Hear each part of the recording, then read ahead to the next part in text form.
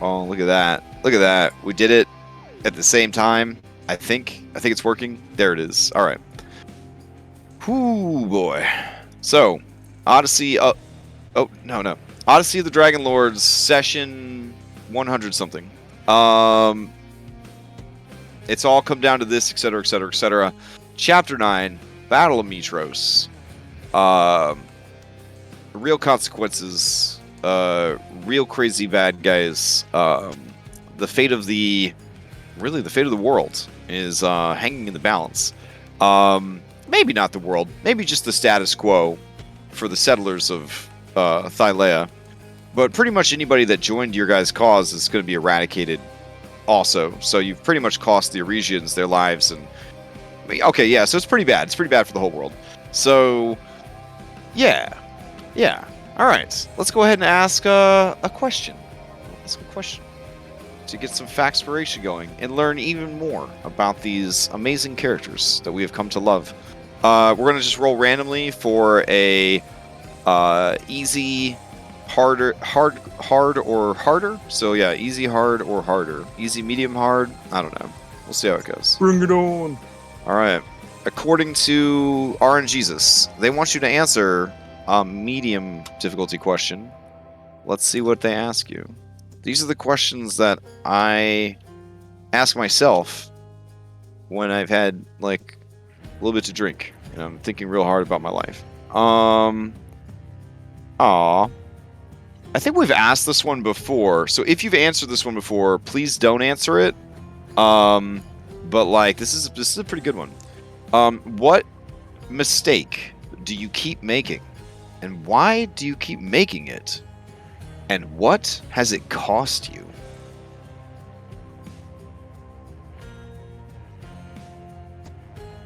Wow. Okay. That's heavy. That's pretty heavy. All right. Oh wow, there's a new feature. I can add this as to the adventure log as a quote or as an event. When the hell did this get added? I don't know. Foundry. It's absolutely incredible. Also, I probably put that in invisible, right? No, I see it. Oh, you guys can see it? Oh, no. That makes me wonder if my invisible stuff is actually invisible. Alright, we'll see how it goes. Alright, while everybody's ruminating on that, does anybody want to do the recap for a point of inspiration? If not, I have many people on the other side of the fence that would like some inspiration points, and they will give the recap. Go once. Twice. Sure, I can do it. Alright.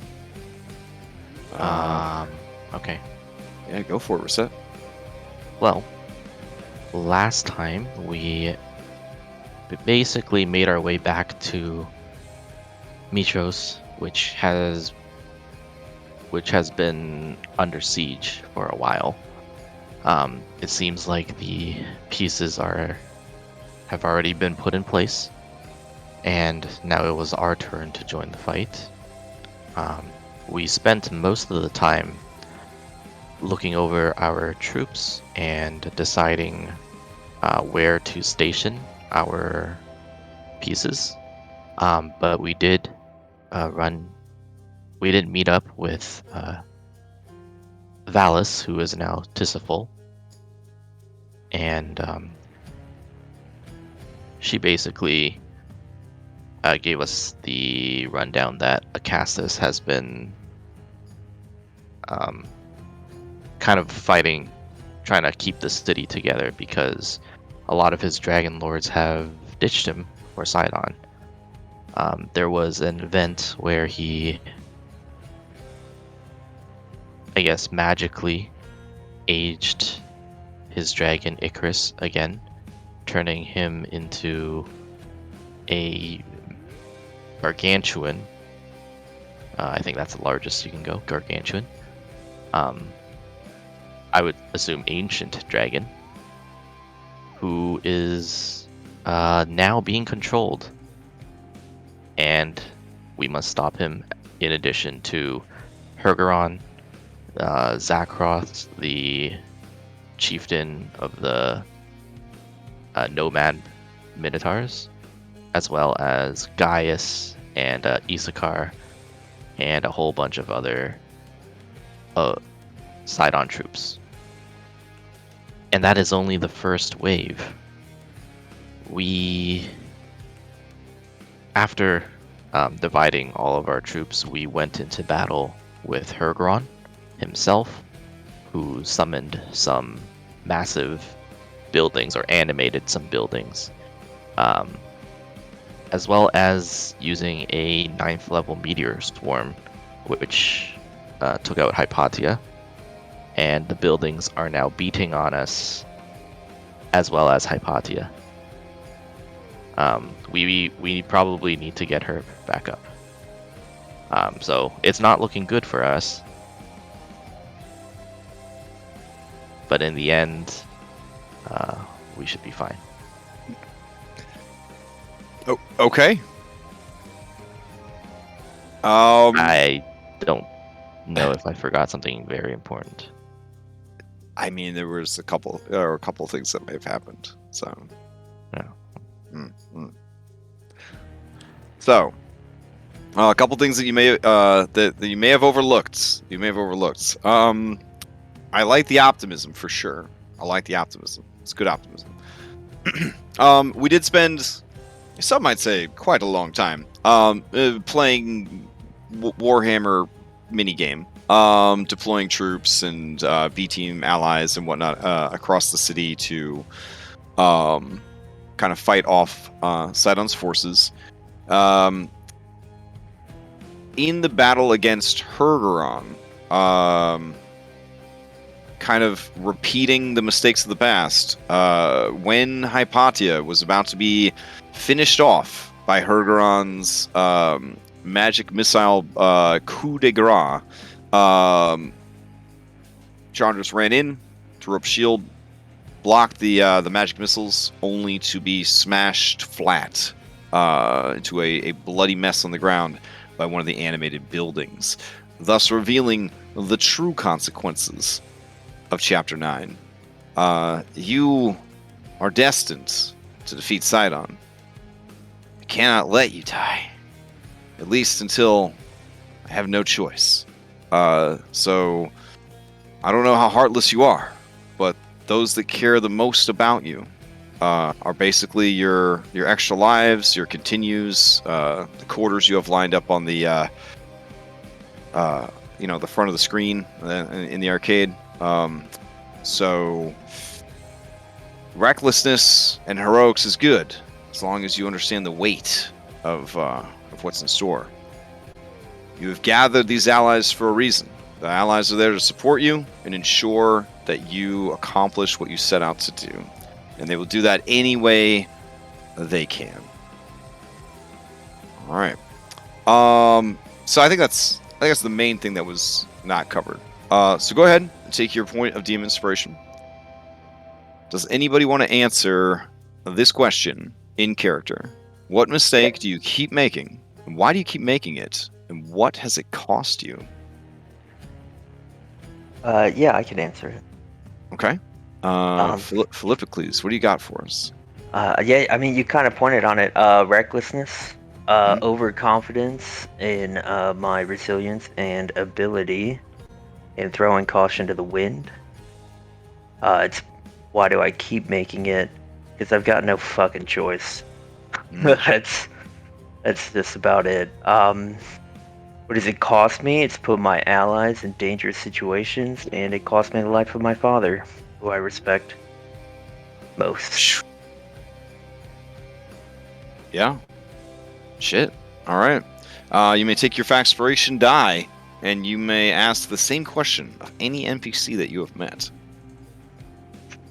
I mean, I don't want to be cheap, but Hergeron sounds like a good call. Maybe Okay. Hergeron. Yeah. Hergeron's greatest mistake is his hubris. He has always been brilliant, and he has always been talented, and he has been, one of Sidon's favored children, essentially a demigod with more god than demi. and he, was given a incredible responsibility, a position of leadership. His hubris often causes him to overstep, like the time he posed as his father and sent a storm to Mitros.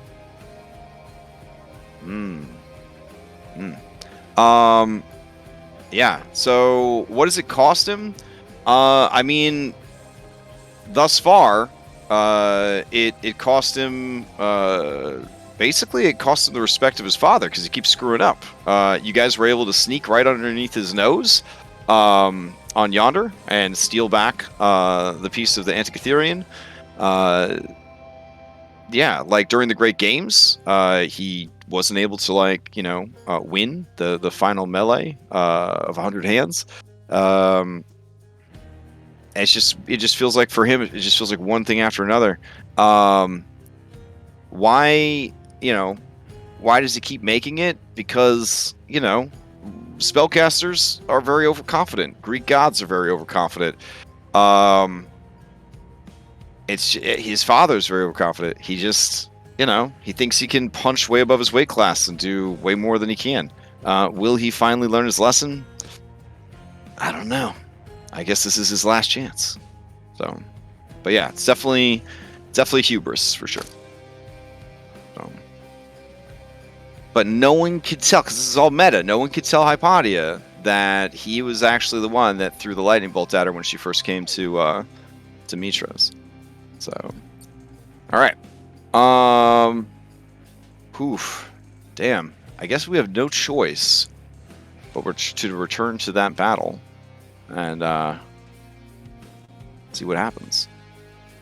Just a quick thing, because people believe in us. We actually have 4 more Fanspirations. 4 more Fanspirations? Where are these coming from? I got 2 yesterday for Odyssey while I was playing Curse of Strahd with Scott, and then today Coxfane threw 2 at us just now. So my goodness. Go. Okay. I think people like us. They want us to succeed. So there was a suggestion that we add an even higher point redemption, where fans can give you an Ultra Fanspiration, which is essentially a legendary action point. So yeah, if they donate that to a group, the group has 1 shared legendary action point, which can also be cashed in for legendary resistance. So, talk about a nice prize. I don't know. That might be too good. I don't know if we should do that. That sounds crazy. All right. Well, that's good. I'm glad that you guys have that support. It's good. All right. The only bad guy that ever got inspiration was Thylea. I have no idea why. It's so weird. Oh well. She didn't even get to use it. All right. Let me take you guys over to this map.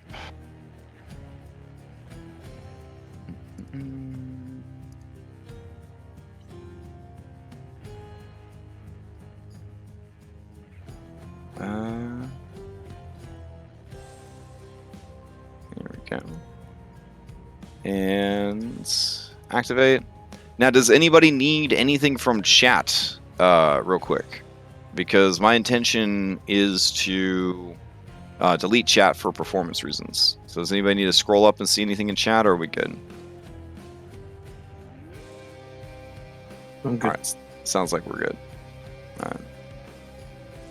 All right. Let's see. Now, we ended with the animated city, right? So we're getting ready to go into round 2? Yeah, I think so. Okay. There we go. Get that combat carousel back up. Change out the music. Okay. I believe, according to my little bloops here, that everyone except Angel Face building has tapped out on their legendaries. So that's good. Oh, people did ask. They said, why does Hergeron not just have Paragon actions? Why does he have legendary actions? And if he had Paragon actions, he would get to refresh his reaction every time he uses a Paragon action, which on a wizard is kind of bananas. So That's why he has legendaries instead of paragons, in case anybody was wondering. All right. Go ahead and turn on this music and get started. You're saying you made an attempt to balance him? I mean, of course. Like, I'm a huge proponent of well-balanced encounters. That's why I play Pathfinder. 200 damage on this whole party at the beginning of the round?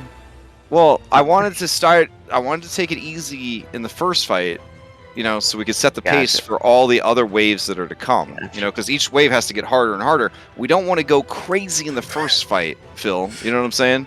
That's why I know. Yeah, I heard the disappointment in your voice when you're like, only 200 damage in the first opening round. Come on, man. I know, but it will get harder. I promise. Okay, I'll try to make it a little bit tougher. But Could we get Fanciful on the oh, sure. Just as a reminder? Also, they yeah. just gave us 2 more. What? Oh my goodness! It's full, baby. You gotta use them, guys. Let's go. We got this. Do we need to increase your fan? Does your fan spell level up now? Do I have to increase its maximum health? Maybe Is give that- it since maybe it give it like a levels glow up? effect. I don't know. You roll a d20 and add 1? Here, I'll give it 20 hit points. There we go. Now it's got 20 max HP. All right. And that way it'll still bleed all over the map too. Okay. All right. Probably should turn the blood off the fanspo bot. I don't know. I think it's great. All right. Heading over here to the combat thingy. This is the only group I run with regular initiatives. So even though I have this dope carousel, I always get confused by what the carousel is, why it's there, and what it's doing. Does anybody else use the carousel? Yes.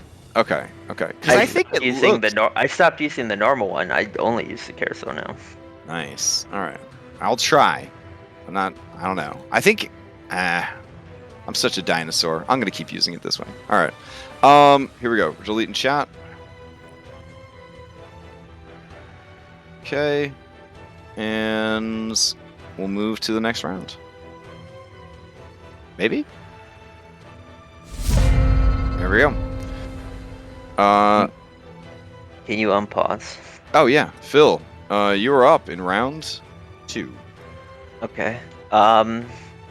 Yes. So I'm an athlete. So we're gonna spend half 5 feet to stand up.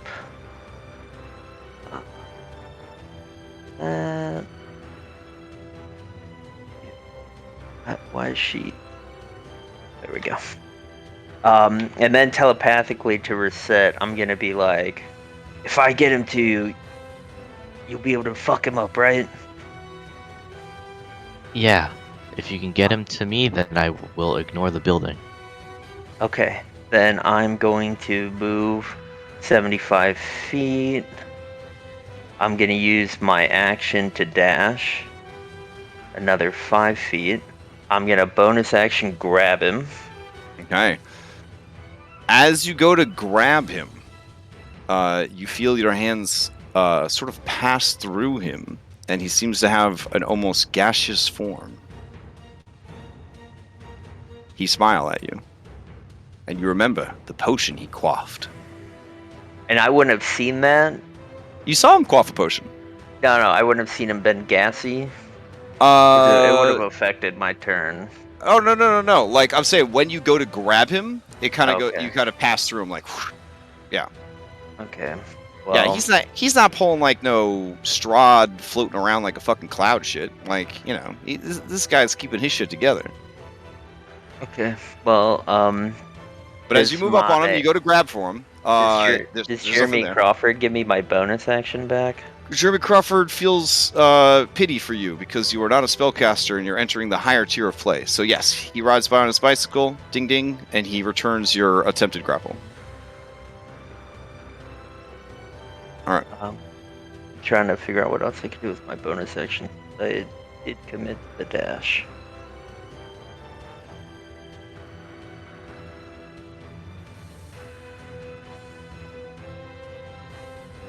There's something here. Give me.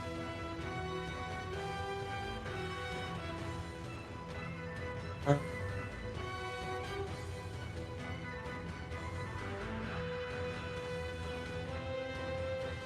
Yeah, I got nothing. Okay. Now remember, you guys chose to go up against a 30 intelligence wizard who knows all about you guys. All right, just throwing that out there. It's like fighting Batman. I'm not a salty kid. I'm just looking through my options. Okay. Yeah. No worries. I just want to throw that out there. I always feel kind of bad about super smart bad guys being like, I know all your weaknesses, because it feels a little meta. But meta is essentially having a 30 intelligence. I feel so. I don't think that. You can disengage and run away. That's a Ventus thing. I don't want to run away. Okay, well, that's all I have. What should I have?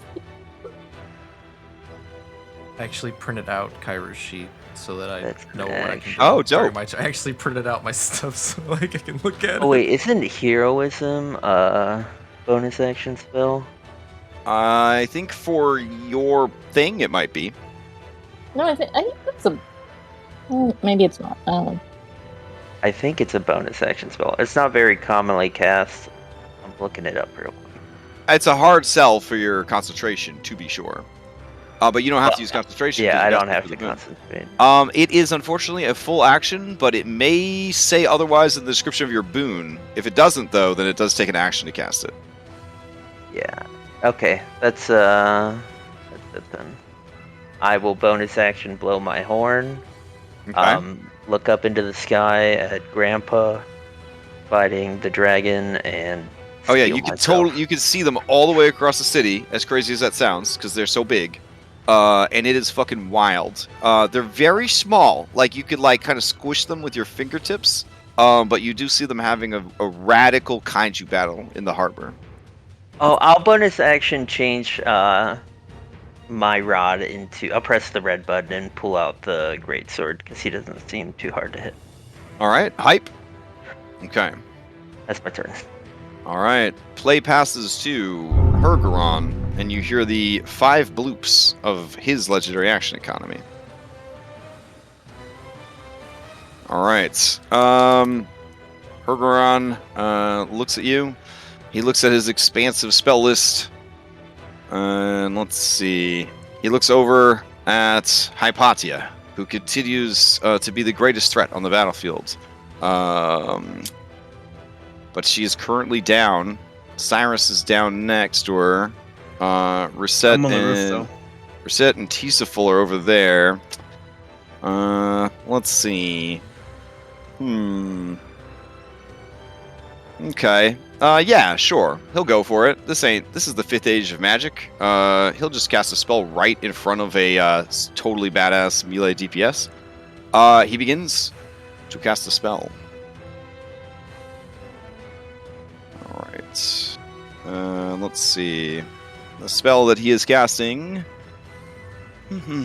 Yeah, that'll definitely hit the range he's going for. But what about the distance? Let me see. 1, 2. Okay. Oh, that's too far. If only he was a math wizard like Hypatia. Oh, wait, he could just hit his own building. There we go. And then bounce it to Hypatia. And then bounce it to Cyrus. Okay. Could this building bounce to... Yeah, alright. Yeah, I mean, it's just a building. Sure. Okay. He is going to cast Chain Lightning. And he's going to target the building. And then use the building to bounce the bolts onto everyone that is over there. Seems like a pro move. You create a bolt of lightning that arcs towards a target of your choice that you can see within range. 3 bolts then leap from that target to as many as 3 other targets, each of which must be within 30 feet of the first target. A target must be a creature or an object and can be targeted only by one of the bolts. The target must make a dexterity saving throw. The target takes 10d8 lightning damage on a failed save, or half as much on a successful one. Okay, that is the plan then. Let's see. So if he hits the building, he could hit Hypatia, Reset, and Anna. That seems like the best play. Hypatia, do you have any failed death saves on you? I have 1. All right, you're about to get one more. Here we go.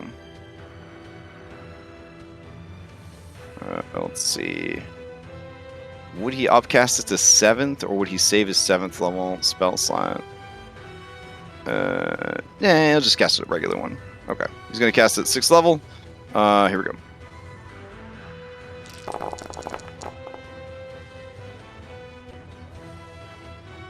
All right.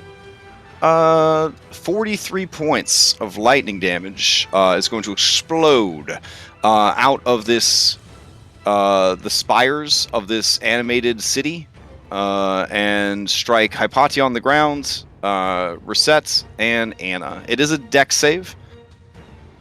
The Can I DC dex is... save when grappled? Ooh, great question. I think you can still dex save when grappled. Grappled reduces your speed to 0, which prevents you from using the dodge action.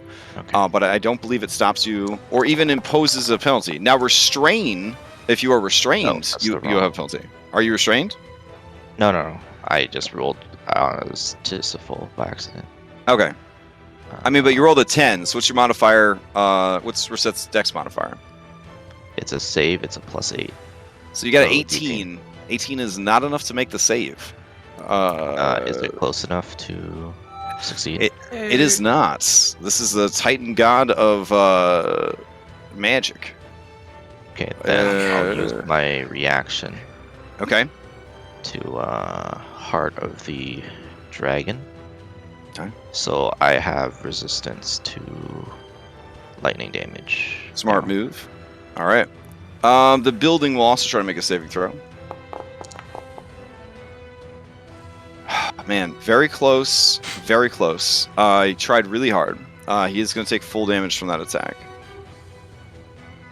Okay, so I take quarter because evasion works. Naturally. All right. Okay. All right. Yeah, because evasion is half even if you fail, right? Yeah. Is that correct? Yep. Okay. All right. Let's see. And then he has movement, but I doubt he wants to provoke from Phil.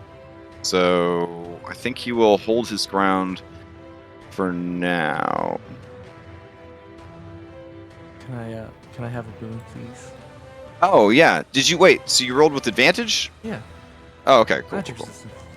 Oh, right. Here is your boon. Hopefully I can get something catty up. Oh, worth noting, a 25 was enough to make the save. Okay. Okay. Was it just enough to... I can't give out that information at this time. Okay. Yeah. Need more. All right. Need more data. Okay. Magic item. All right. Play will pass to Reset. Wait. This guy over here gets to do something. It is going to use a legendary action, and it is going to, let's see, stomp. No, it has to be on top of people first. So it is going to walk forward. So it's just going to move to here. And then on its next activation, it is going to stomp, which will, I believe, hit everybody on the ground around it. That's what it's trying to do. Let's see. Yeah, everybody within 20 feet. It will attack everyone within 20 feet that is on the ground. Or I guess in this case, Cyrus, you would be on the ground because as it moves through the building, it simultaneously destroys and absorbs the building into itself. So here's some smush building for you. For similitude. There we go. All right. Reset, to you. Hypatia, you're almost down, right? Yeah, I have 2 failed death saves. Alright. First... Yeah, that's a bonus action.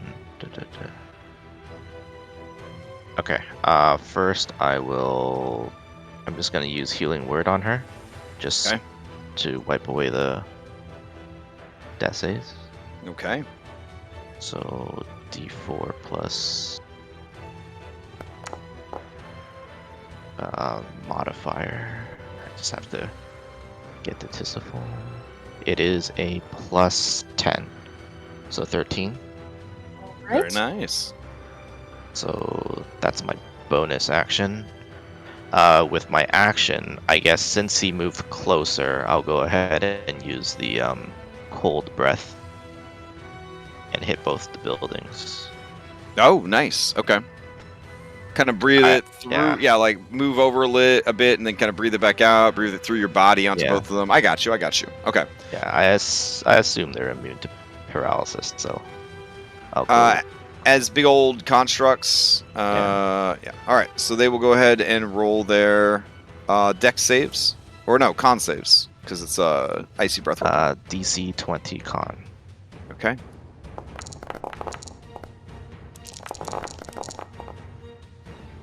All right. First animated city doesn't make it. Second animated city.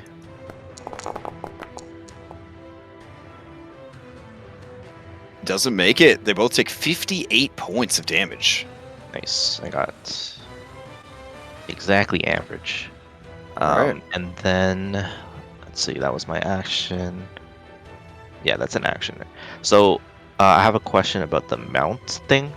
It's not like the mounted combat, right? It just changes my regular speed.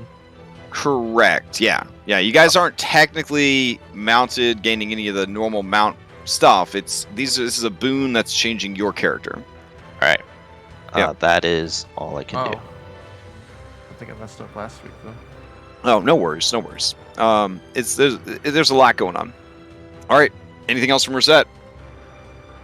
That's it. Okay. As play passes to this building, the other building is going to activate legendary action and is going to begin angrily stomping the ground around it. This will be an attack against Cyrus and Hypatia. Single attack roll against both of you. There's nobody else on the ground, I don't think, near it. So, here we go. Stomping the building. So he gets critical automatically? Critical automatically? I don't think so. Also, your armor protects you from criticals. Yeah, he gets advantage because you're both prone. Advantage, right. Yeah. So, here we go. Double ones. Double ones? Do we see it? No, it's a 33 for 25 thunder damage as he smashes down the whole area around him. Is that to both of us, or does that is to both of you. He does everybody on the ground within 20 feet, and including his mini. So he's just sort of smashing everything. Thunder damage? Thunder damage. And it's 25. I think I can absorb elements that. Well, holy shit. I can. I will absorb elements that. All right, since your turn's about to come up. Die. Yeah. All right. Oh my god. Enjoy that 1 hit point. You earned it. All right. Play passes to, I don't know, Night Building. That's kind of what he looks like. Night Building. So Night Building is looking pretty crumbly, pretty beat up. He is actually bloodied. I mean, he did get hit with a chain lightning and then a silver dragon's breath weapon. So, all right, bloodied. And let's see. Ooh, I can't forget before his turn starts that Hergeron's got a bunch of actions he's trying to cash in. All right, so what he's gonna do is he's going to use, what is that shit? Thunderstep. There we go. Which I doubt is going to hurt you too much, but there we go. You teleport to an unoccupied space. You can see when you disappear, thunderous boom. Phil's got to make a Constitution saving throw. I'm sure he'll appreciate that. Thunder can be heard from 30 feet away. You can bring any objects as long as their weight doesn't exceed. You can also support one willing creature. And, yeah, okay. I am willing. Ooh, you know what would have been really much cooler than that? Is there a size limit? Yeah, there's probably a size limit on Thunderstep. I think it has to be the same size as you, right? Let's see. Or smaller. You can bring along objects. You can bring along of your size or smaller. Okay. It would have been so cool if we teleported a building in the air and then dropped it. Oh man, that was so cool. All right, he's going to disappear, and let's see.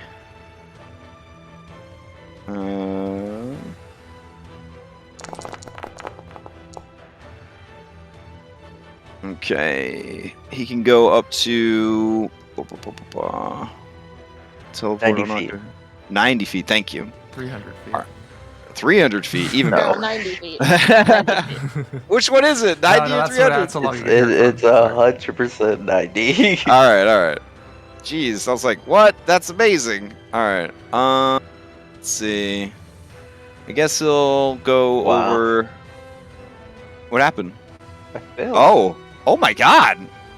Kind of wish I had upcast it. Oh no, just kidding. All right, so yeah, have fun dealing with that. 14 thunder damage. Also, here's a complication. No, I make Constitution saves at advantage. Oh, okay. But I mean, you didn't hit the DC with a 15 though. Yeah, but I still make him at advantage. Right. So you don't trigger. Yeah, you don't trigger the complication. Thank God. All right. So yeah, that's what he'll do. Is he'll move over there. Now this building will start. All right, Reset. I think you have its full attention. It does. It has not breathed its breath weapon yet, which is just sort of, barfing out the whole building, grabbing buildings and smashing it on people, all that jazz. But Hypatia just got up. I don't think we should drop a building on Hypatia if they just got up and then survived with 1 hit point. So instead, it is just going to keep attacking Reset, or trying to attack Reset. So it is going to use its multi-attack, and it is going to smash twice. All right, here we go. Reset. Here's the first smash. 22. Oops. Yeah. Okay, so that's 35 points of force damage. Here comes the second attack. Oh, that one I can use my.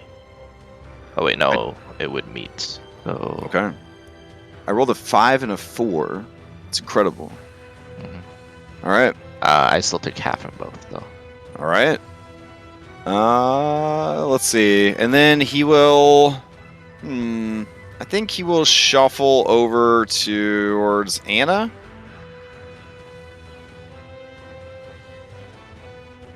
Does he take you with him? He does take you with him. He got you firmly in this hand, and he was just hitting you over the head with that hammer over and over again. All right. And that will be his turn. Cool. So, he's going to pass to Hypatia. As he passes to Hypatia, this guy right here will use its last legendary. And it is going to, let's see. Stomp. Ooh.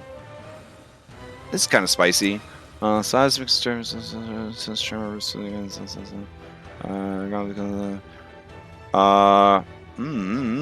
Okay. What is the whole point of this? Like, just to be dope? Like, I don't understand what Earthquake even does anymore. That makes it so good. Fissures. Fissures open throughout the spell's area. Next turn, if you cast a spell, a total of 1d6 such fissures open up, and location shows up by the DM. Each is 1d10 times 10 feet deep. Oh, that's exciting. Okay.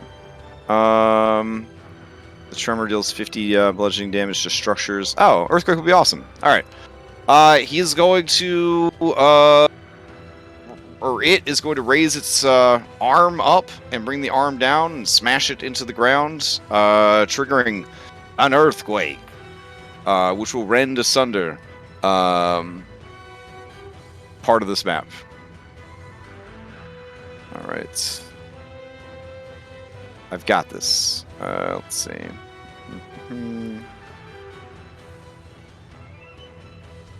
All right.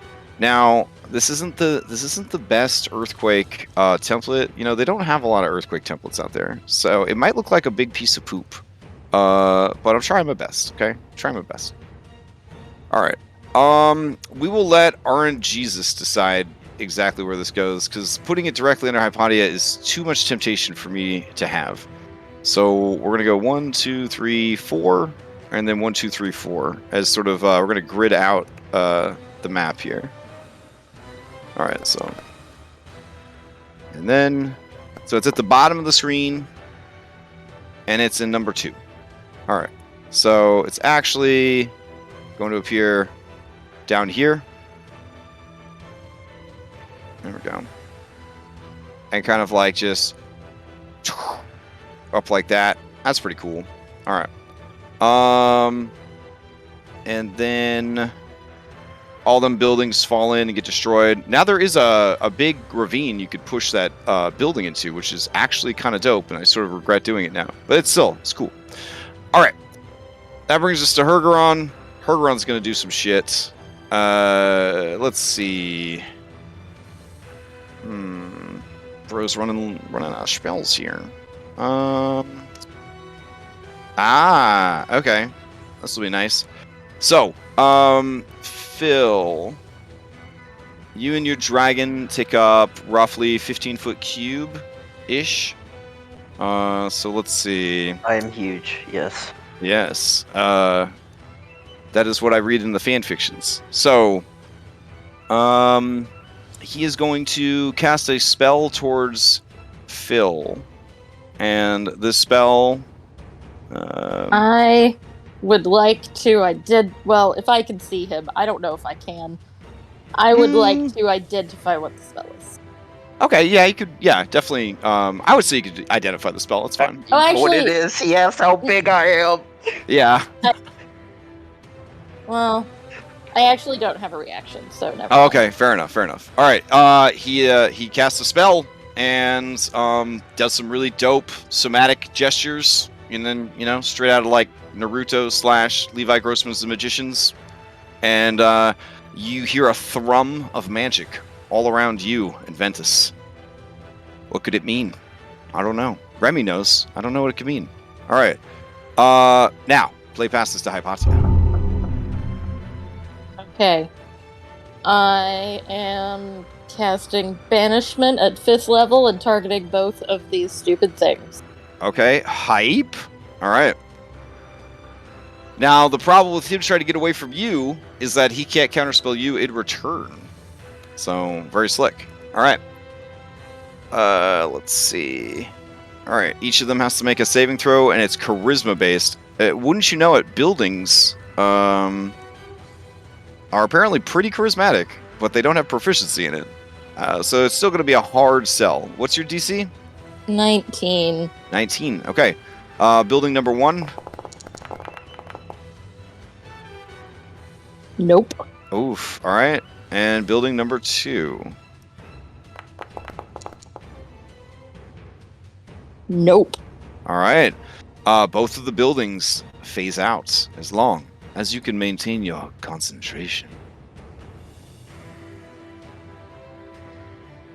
And then I have a bonus action. I actually have a potion. Okay. I think. I have one potion. I'm gonna use it. Alright.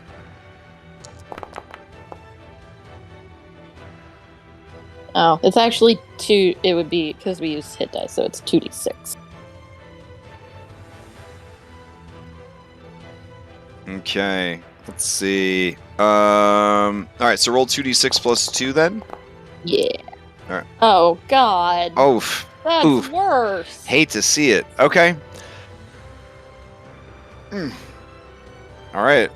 You drink what you know to be the stalest healing potion. This is a healing potion you got back at level 3. You've been carrying it all this time. All across the world. Through volcanoes, other dimensions, time loops. Yeah. Okay. And then I'll climb on my broom. Okay. And I'm gonna move here. Then I'm gonna move here. Staying low to the ground to use the remaining buildings as cover? Okay. Yes. Hype. Whew. Alright. Okay, that's it. Well played, well played. Alright. As your turn ends, our boy Hergy, he saw what happened. He knows what happened. He's a smart guy. He's going to start making his way towards you, trying to get you in sight. So he has a flight speed of 60. All right. I'm like ducking right under the corner of this building. Like, oh, very nice, very nice. Okay. So yeah, he will fly towards here, and that will be his legendary for the turn. Anna, to you.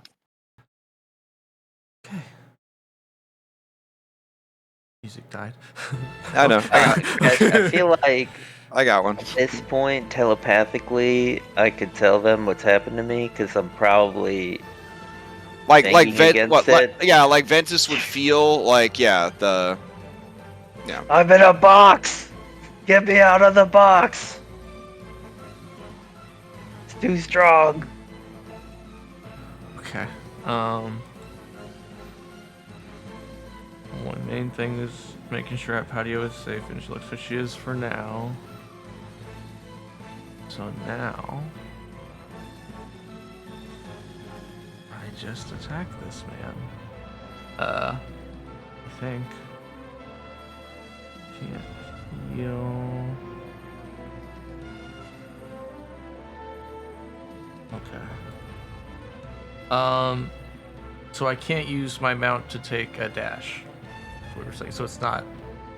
Just double checking. Correct. Yeah, it's not actually a mount. Okay, You're not actually. Yeah, you're not actually mounted. You're just gaining all the benefits of like having the dragon without having to manage the benefits of the dragon. So it's not all the benefits, obviously. Okay. Yeah. Double checking. All right. So we're gonna go this way, like we're running away, but really we're just getting ready so we can see Hypatia. And recover, and we're gonna throw some healing that way. Okay. So there's a bonus action. Here's some hit die. Okay. So this will be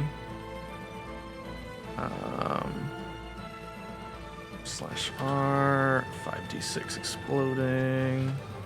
Okay, none of them exploded, but we will add. We'll spend 1 hit dice to add an extra d10 to that. Plus 5. So 25? 25 healing. Okay. We spent that many healing lights. And we used a hit dice. Alright, so then we throw some healing down to Hypatia. It returns to us. We're gonna do like a corkscrew maneuver in the air. We're gonna go straight for him with the remaining movement. Okay. And we're just gonna go for it. She's gonna focus the energy through the songbow, and she's gonna shoot an arrow that'll stick into Hergeron, and it's gonna begin to ignite, hopefully paralyzing him. Oh shit. If Okay. possible, it's the whole monster. Oh, it's dope. Okay. Binding flame. So he's gonna give me a wisdom save, All right. which I'm sure he'll be great at. But you gotta try. Yep. So magic resistance and wisdom save. Here we go.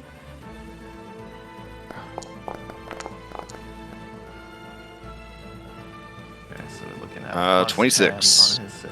Okay, well, I tried. And that's it. That's all we got. All right. Let's see. Your turn. You would pass to Cyrus. As you're getting ready to pass to Cyrus, he will use another legendary action, and he's going to move over and up. So kind of moving towards you, but also trying to move higher up in the air to catch sight of Hypatia. So we'll put him at like, I don't know, 70 feet above this pit. That's dramatic. All right. Hypatia. From your hidey hole, you could feel his 3 eyes settling on you. All right, Cyrus, to you. Okay. This kind of feels like that old show Heroes, like Save the Cheerleader, Save the World. Like Hypatia literally has all the keys to like this encounter. With the banishment, with the getting Phil out of the cage, with the counterspelling him. Oh my gosh, this is wild. Okay. All right.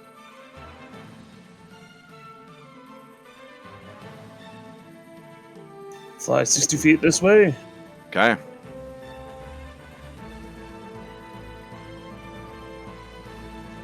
And then we are actually going to Misty Step right behind him. All right. From our Fey ancestry.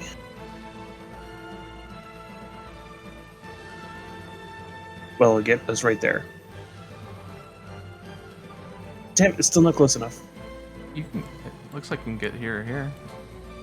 As far as what the template says. Okay. Alright. So he looks to be intangible. We're gonna test that out. He actually looks pretty solid, but Phil told you that when he went to grab for him, it was like passing through a mist or a cloud. Well, we'll see if his grandfather's hammer has anything to say about that. Oh, hype. Okay.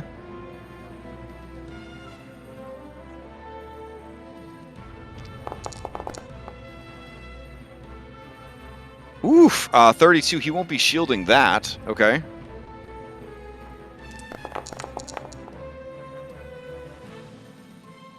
Uh, 17 would not hit. 29. He takes that as well.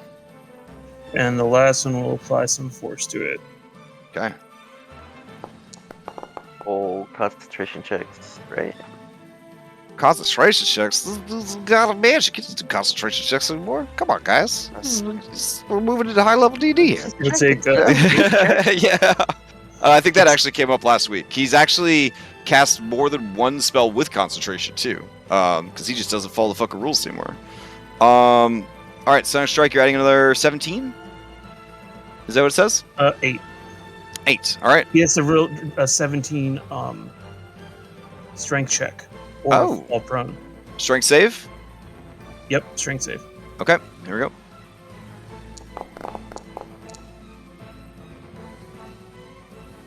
Ooh. Oh shit, that's a bad one Down to fail. the fissure he goes. Yeah, that's gonna buy you a lot of time. All right, let's see. I have to figure out how deep the fissure is real quick. I didn't think anyone would actually follow it. Hold on. The hammer has just a little 1d10 times telekinetic 10 force. feet. All right. The telekinetic force behind the hammer slamming down on him just hits him straight down. Oh my god! All right. Well, dude just fell 170 feet. You just hear sort of a as he hits the bottom of the fucking ravine. I mean, he's immune to normal damage, but still pretty dope. Normally, weapon attacks while he's under the effects of this potion would get kind of pass harmlessly through him. He's only harmed by elemental shit, but since this is a weapon specifically made for whooping the asses of titans, it does hit, and it does hammer his ass way down into the earth, which buys Hypatia a lot of time. All It's right. like baseball bat from Smash. Just straight down. Woof! Yeah, definitely a home run bat sound on that shit. All right, what else you got? Should I use Blood Mist now or save it for later? I mean, you at best you're gonna get 2 heroic short rests in this series of increasingly insane Is encounters. that a long rest ability? It is long rest ability. You could save. Like, we're Pretty probably not spread gonna out, be in range. too, Yeah. so- Yeah. I'm gonna go Yeah. get Phil out of there, hopefully. All right, beautiful, beautiful, excellent turn. All right, Cyrus, that is going to pass to Animated City, who is currently banished. Which Hergeron. Let's see. He's prone too, right? He is prone too. He It's a is? good thing. Good thing you could teleport out of prone. Yep. All right. Let's see. Okay, this will keep things a little spicy. He has a general sense of where Hypatia is. Got a 30 intelligence score. He's a tough dude. Now, one thing that you're noticing, well, I don't know if you noticed this yet or not. I feel like Hypatia hasn't gotten to watch him enough to understand what's going on here. So I'm just gonna have him. Anyways, Cyrus, you see down in the pit, it's just shadows down in the earth. And then you hear him begin casting a spell. And then all at once, he bamfs onto the roof above Hypatia. Dimension Door. Burning a 5th level spell slot. Which he still has. There we go. No. He can do a 4th on that one. Yeah, mentioned save your before. fifth. Yeah, save your fifth, buddy. Okay. So there we go. Try. I just felt accomplished after all that smack talk. Oh hell yeah! No, it's fucking badass. You hit him into the ground, it shatters, and then he had to burn more spells. I can't tell you what's happening with all this spell casting, but it's really bad for him. All right, that brings us to Phil. Round 3. Yeah. So Ventus has informed you that you are in a cage. does it feel like a force cage or a wall of force? It is a force cage, so you technically could do shit in and out of it. Okay. You'd actually have been too big, I think, to trap in a wall of force, even the hemisphere, because it would have made a Pokeball. Okay. Well, good thing my ranged weapon got disintegrated. So you guys feel around, and it is only half-inch diameter bars, so it would have been a hard shot for your big-ass bow to fire the big-ass arrows through. Half-inch diameter. Yeah, half-inch Okay. diameter bars. Yep. Oh, sorry. They're spaced half inch apart. Also. Would a lined dragon's breath be able to go through the bars? Oh hell yeah. Oh yeah. It Okay. would come out as many smaller lines, which would look kind of dope. So. Okay, I gotta Nice go sprinkling. to the resources and check the range on it real quick. Make sure I'm not cheating. 60 foot long. I think he's further than 60 feet. Yeah. Yeah. All right. So you said he could break the rules. Can I break the rules and turn try to my break a. lordly might into a battering ram and try and break the force cage? Ooh, that'd be pretty cool. Force cage generally can only be destroyed by a disintegration effect. Are you able to bamboozle or bullshit some way that you would reproduce? That you would produce a God of valor. disintegration? God of valor, immense Yeah. strength. I mean- Battering ram of lordly might. Would you be With- willing, now that you are experimenting with godly powers, would you be willing to give something up to gain the strength necessary to break a force gauge? Sacrifice something, burn something away forever, consume it with your divine spark?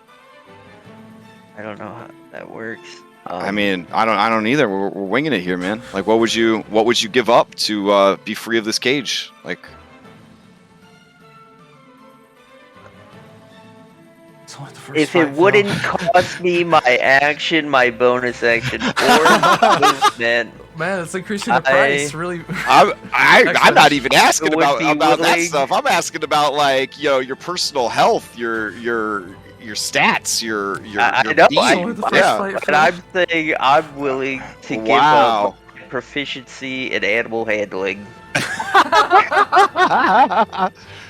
All right, so you definitely have to give something up. Would you be willing to burn 4 points of intelligence permanently to have a chance to smash your way through this force gauge? No. I mean, Valor, it's not known for its smarts. It's known for its ass kicking. I mean, if you're willing to burn it up, you'd still be a very smart guy for a barbarian. 12? That's really smart. For a 5th edition character, you're basically like the top 10 in your class. I'm essentially negotiating with the world right now. I'd Yeah. be willing to give up This is some haggling. 2 intelligence. Oof.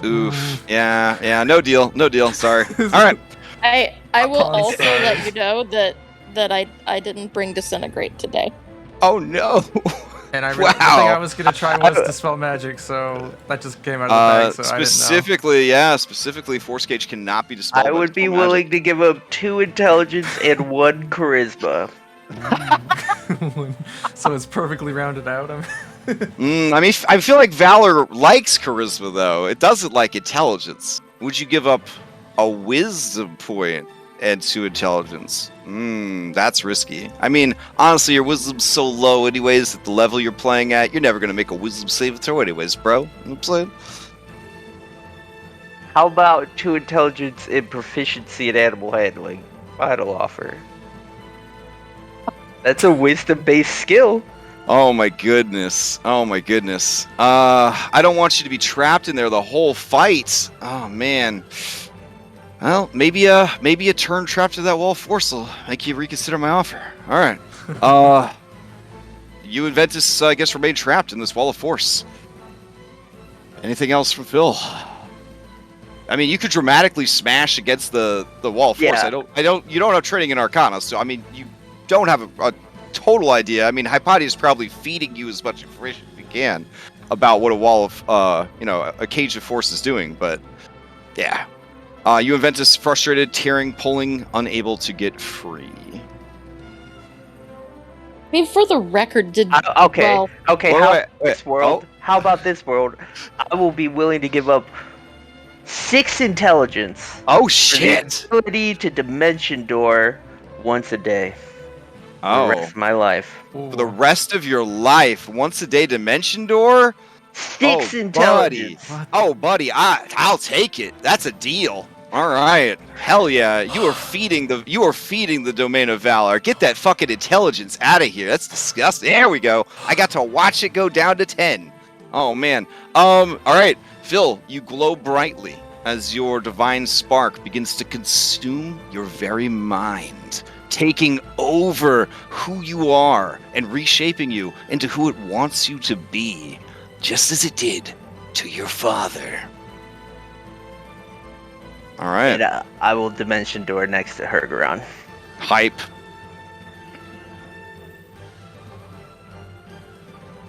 All right. He definitely makes this Pikachu face, like when you do that, like the. And he says, "How? How is this possible? I studied everything about you. You have no such capabilities." There's nothing I'm not willing to give. All right, he looks at you with his true sight, and he begins to laugh, and he says, now you understand the sacrifices that must be made for power." Okay. Good shit. Good shit. All right. Woo. Well, let's see. He has, let's see, he moved, he thunderstepped, he dimension doored, and he cast a force. All right, so he's out of actions, and his buddies are gone, so his turn comes up. Wowee. All right.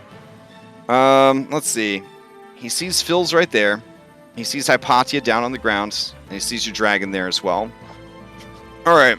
What he is going to do, and he has his reaction back to Hypatia, so, I mean, I don't know if you want to try to counterspell him to draw out his reaction for a counterspell, but that's 100% what he will do if you try to counterspell him. You know this intrinsically as a high-level wizard. He starts charging up to cast a spell. I would like to identify what the spell is. Okay.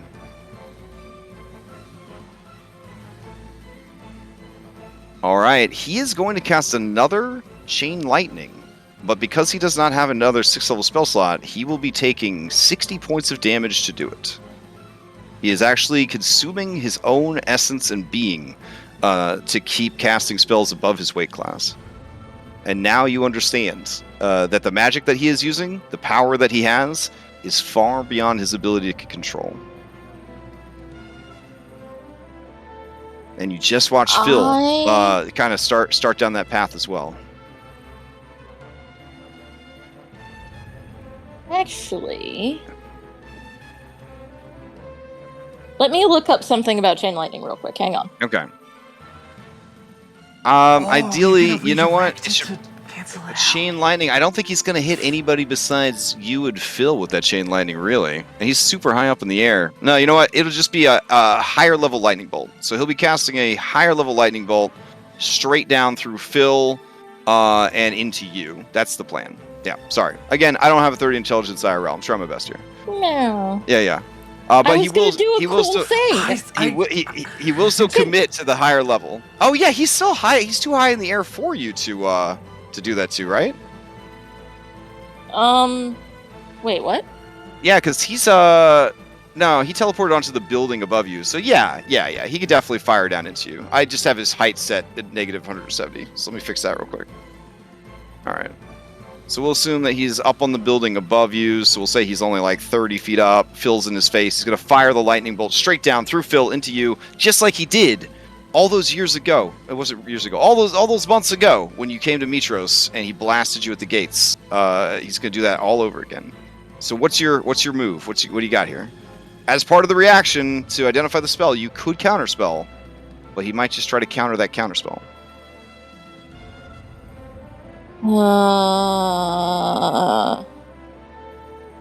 This is a really hard decision, you guys.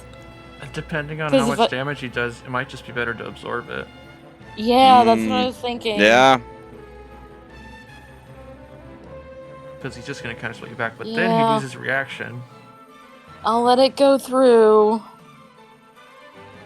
This could be a bad Okay. decision, guys. I'm sorry if it is. All right, here comes the lightning bolt. Phil, you're a barbarian and you see it coming because it's literally being cast through your face. Also immune to lightning. All right. Oh, I guess he didn't do all his research. Here we go. Well, I doubt he knew about the pie I ate in the underworld. All right, we got 44 points of lightning that goes right through Phil and Ventus down into Hypatia, striking her squarely in the chest. Okay. Dexterity save to start. Okay. I mean, I don't think I can pass it. Yeah, I can't. All right, so you take 44 lightning damage coming at you. So He takes 60 from this, by the way. So I'm going to use the Titanic Resistance ability of my Titan's Bane to succeed on the save. Oh, hype. Okay. And I'm just gonna take the 22. I will still be up. Whew. Okay. Demon. All right. And is that? I don't know if that's. You can succeed No, at no. a cost. You gotta succeed at a cost for this. You gotta I don't. No, I don't. Oh. Because of this. Hey. Oh, there you go. Starting whenever you would lose concentration for a spell, you may choose to maintain concentration as long as you're not confessing. You may choose a number of times equals your intelligence. Oh shit! Yep. All right, well done. Nice. Whew. I was Okay. gonna say, use these inspirations, guys. All Hot off the right. press. For movement, he won't move away from Phil, per se, but he will lower himself to be in melee with Hypatia and Phil, if that makes sense. So he'll go down, I guess, 5 feet, and kind of be hovering above Hypatia, and like in between Phil, Hypatia, the ground, the building, all that shit. All right, we're set. To you. Right. I'm gonna dive right behind him. So it's within range.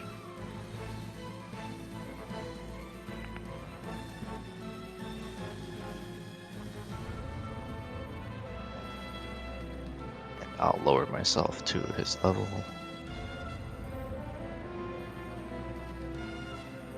Okay, I'm gonna take out my glowing golden spear. Mm-hmm. That's radiating with energy. And let's see. So I have this thing imbues my attacks with elemental energy because of the elemental weapon. So I'm gonna attack him. All right, go for it. This is a +3 weapon. Yep. All right. With a flank, a 26 is And going to hit. 27. 27 going to hit. Let me roll elemental weapon. I need to check the damage dice. Elemental weapon. This is acid. We did that. We decided acid last week. Yeah. Okay. And it is Oh, it also gives a +1 to attack rolls. And an extra 1d4, so that's 2d4. And then I will flurry. Okay. And these are also acid because I am a draconic monk now, and I can make them acid. Okay. So all of the damage from the shield strike is acid? Yeah. Okay, sweet. Let's see. He is going to hold on to that reaction and not try to shield. He'll take all the hits. Okay. It's been so long since I've used it. It's only 2 attacks, right? Yeah. Okay. It feels like I only did 4 attacks, so I Yeah. was like, You did. that's a little low. You did only do 4 attacks. Yeah, that's a little low. All right. I think that's it. So Okay. Astral arm to get like Nick's arms. I was Okay. a little confused for a second. Anything else for that? No, I'm gonna stare at him and I'm gonna say, you know that I'm within 5 feet of you now.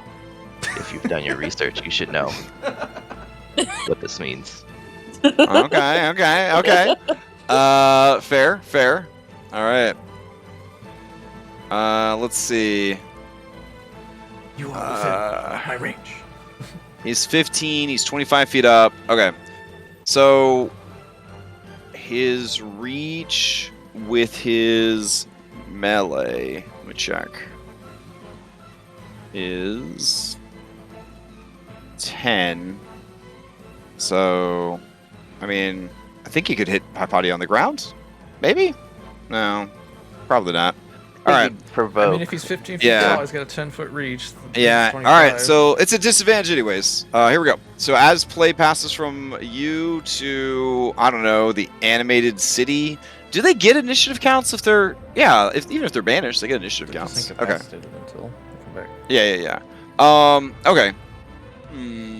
Should he take the sure thing and just do a? It seems like a lot to just teleport away just for that. Yeah, you know what? That'd be pretty anime. I have to keep going back to God and anime for this chapter. But that is casting a spell. You got him in a real pickle. All right. He is going to just start firing blasts down at Hypatia. This will be at disadvantage. So as play passes from Do reset, I also have some cover? he's like right above you. I would say Phil probably. is also right above me. Yeah, that's true. That's It true. was a giant dragon. These are a disadvantage. You got your well, you don't have your no, you do have your reaction, right? I do you have didn't my reaction. Yeah, so you can shield it if you need to. Here we go. Divine Blast coming at you. This is a disadvantage though. Only a 16. Well, I don't need it for that. All right. So 16 does not hit. Play passes to Animated City. All right, 1, 2, 3, 4, 5. Let's see. Okay, so he's used one. He'll use another. He's got to get his buddies back. But yeah, he doesn't feel like having his spell stolen by reset. He doesn't feel like getting ganked by both of you as he as he just moves out of the way. Oh man, you got him in a real. Disengage is an action. Yeah, that's true. He could have used an action to disengage. Yeah. Let's see.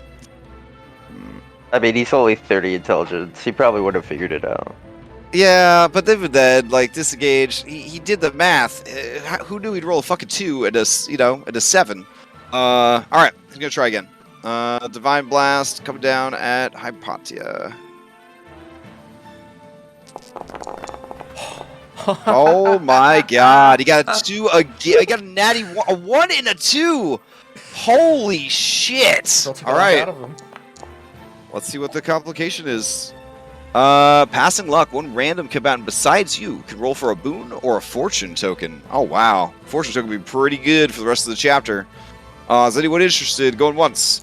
Yeah. Twice. Random. It says random, so we Yeah. should roll. Yeah, you guys have to roll for it. I'm just asking who's interested. Everybody Okay. roll a D100. Highest number will get Oh, I just rolled a 20. Ignore that. it. Okay.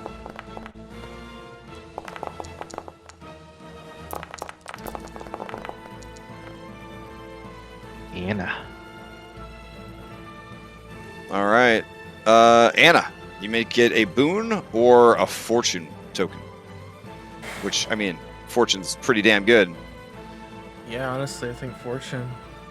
Okay. Oof. It is now Hypatia's turn, and he is down 2 of his legendary actions, trying to blast you and unable to land a hit. So I guess you did have enough cover. All right. Okay. I mean, the dude is getting attacked by 2 heroes and 2 dragons to give him a little bit of a credit for those misses. But anyways, all right. What do you got for us, Hypatia? He's just so smart Well- about it, he didn't look. Yeah, I sort of didn't expect to have this turn, so I'm not really sure what I'm gonna do. I know. I'm also upset about it. No, I'm just kidding. What are you gonna do? I want my buildings back, damn it! I'm gonna... I'm actually just gonna firebolt him. Okay. And... yeah. I'm gonna firebolt him. And then I'm going to Misty Step away and then run away. Okay. Don't you do fi- extra damage because you're attacking a Titan too? With your staff? Does your staff trigger? So here's the text says Mhm. it's when you roll a 20 on an attack roll. Ah, okay. So yes, But it does a lot of other shit against Titans too. So. it All does. right, I got you. All right. Yes. All right, well, you blast him for 19, and then you And Misty Step, then- and then move yep. away, right? I will Okay. Misty Step to here. And then I will move. Just regular move. 10. Yeah, there. And I'm like, again, under the eave so that I have cover from above too. All right, fair enough. Phil, I hate to agree with you, but I mean, dude ran the math. He was supposed to hit. Seeing how shitty those rolls are, I think he's just gonna burn the rest of his action economy to move into a position to try and end Hypatia and get back his buildings. Because it was a lot of work to animate those buildings. He can't just like abandon those buildings and make new buildings right now, or he'd really fuck himself up. So, all right, Hypatia, as you pass to Anna, he is going to do the coolest thing end game boss could do. He's going to take a disengage action. All right. Run around the building. I mean, he doesn't even get to move with that disengage action. That was a whole legendary action. He took the most legendary disengage you've ever fucking seen. I guess to describe the legendary disengage, he put his hands in front of his chest in like an X, and then he closed his 2 humanoid eyes, and his Titan eye opened really wide, and there was just sort of a boom of force that kind of like keeps vibrating, and like you see like blood trickling out of like Reset, Tisaful, Ventus, and Phil's noses as he's just kind of like distorting reality around him. That's how cool a legendary disengage is. Thank you very much. All right, Anastasia, I please like take to your think that I was looking at it and it was so lame. That's why my eyes are bleeding. I see. Yeah, Okay. it was so. I mean, lame. I Yeah, feel bleed. like he just like threw his toys down and said, "I'm going home." That's how I he mean- disengaged. I mean, that's kind of okay. Everyone can interpret it however they want, but like, you know, like the way I described it is how it really happened. Okay, so Anna, you're up. Okay. But interpretations could vary, I'm sure. Let's see.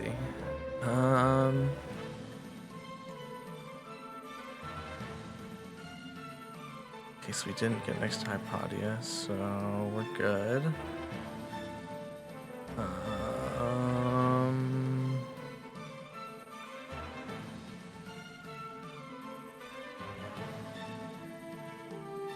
Ooh. Wait a minute. I feel like I'd just like to get Hypatia somewhere safe. I would allow you to do so. Yeah, I think that's what Anna would do. She sees how desperate he is to get you. So we're gonna dive in. We're gonna scoop up Hypatia. Let's see. It'll take us 50 to get there. I got 120. So we'll go. But where could you possibly go that would be beyond his sight? I mean, this building's intact, right? I mean, yeah, you're actually just going to go inside the building? I think so. Oh, shit. I'm gonna hide. It's like the bread bowl all over again. I'm gonna hide directly behind one window pane and wave at him. No. Oh, man. No. The power of magic. No, so yeah, we're gonna dive in. Super cool. We'll do like a corkscrew in there. We'll come back up. We'll try and like bust into the side of the building up here. We'll use our movement to get there, action to get her, and then we're gonna use our bonus action. We're gonna use our feather of the Emperor Rock to gain a dash action. Oh, hype. And since we're not doing mounted, it should work. So we're like a lightning bolt. We're just,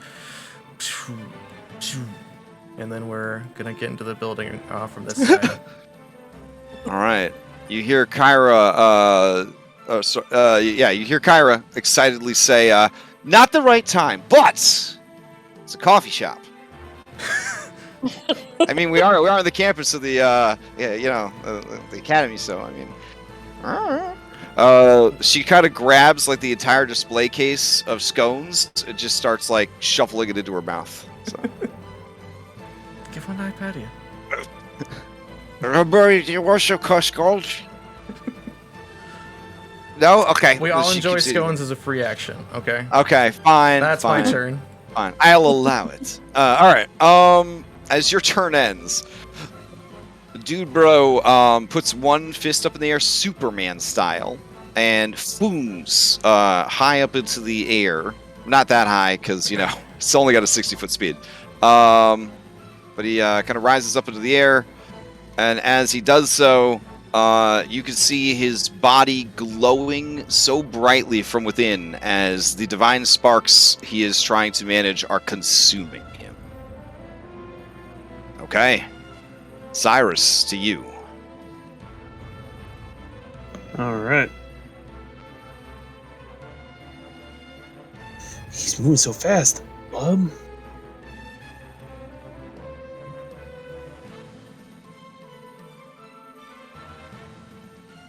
And since he's not close enough to actually hit, we will just Eldritch Blast the heck out of him. Okay. Again, guy has a shitload of health, but he's cannibalizing his health to fight you. So any damage you can manage to get through is good damage. Alright. Let's see. The 21 hits and the 25 hits. Fueled by Halcyon's rage and thirst for vengeance, the hellfire rolls over him, burning his flesh. Fortunately, not much else I can do right now, but... Okay. So obviously we're gonna dip deep into some classic tropes here. He's gonna begin to laugh maniacally drunk on the power that he cannot control. He looks over at you, Cyrus, and he looks down at you, Philippocles. He doesn't look at Reset because he doesn't like Reset. And he's gonna say, "Watch, mutt. Watch as I show you true power." And his flesh starts to burn as he does 90 points of damage to himself to cast another meteor swarm. Yeah. He is bloodied. He was at the line anyways. He's past bloodied, and yes, he is going to destroy the Starbucks. All right. We have covers, so we got bonuses.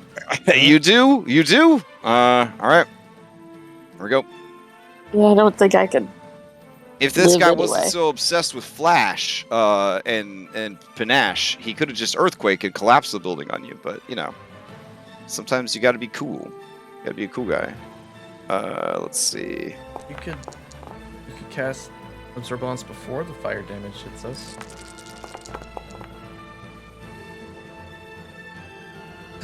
Okay. Goodbye, Starbucks. A5 makes sense. Yeah. I mean, I could have been off this map. I was just respecting your map. I could have been long gone. For set, he did cast a meteor sword at you. Oh. Yeah. Yeah, it's just me. You guys Oh, I don't just seem to assumed it was understand that there's only one real threat in this fight to Hergeron. You guys are non-casters. So, I'm not trying to be mean, but like, if Hypatia was not here, this would not be an issue. You would just No. all have been. A non-threat. He tried to dominate me twice and put me in a cage.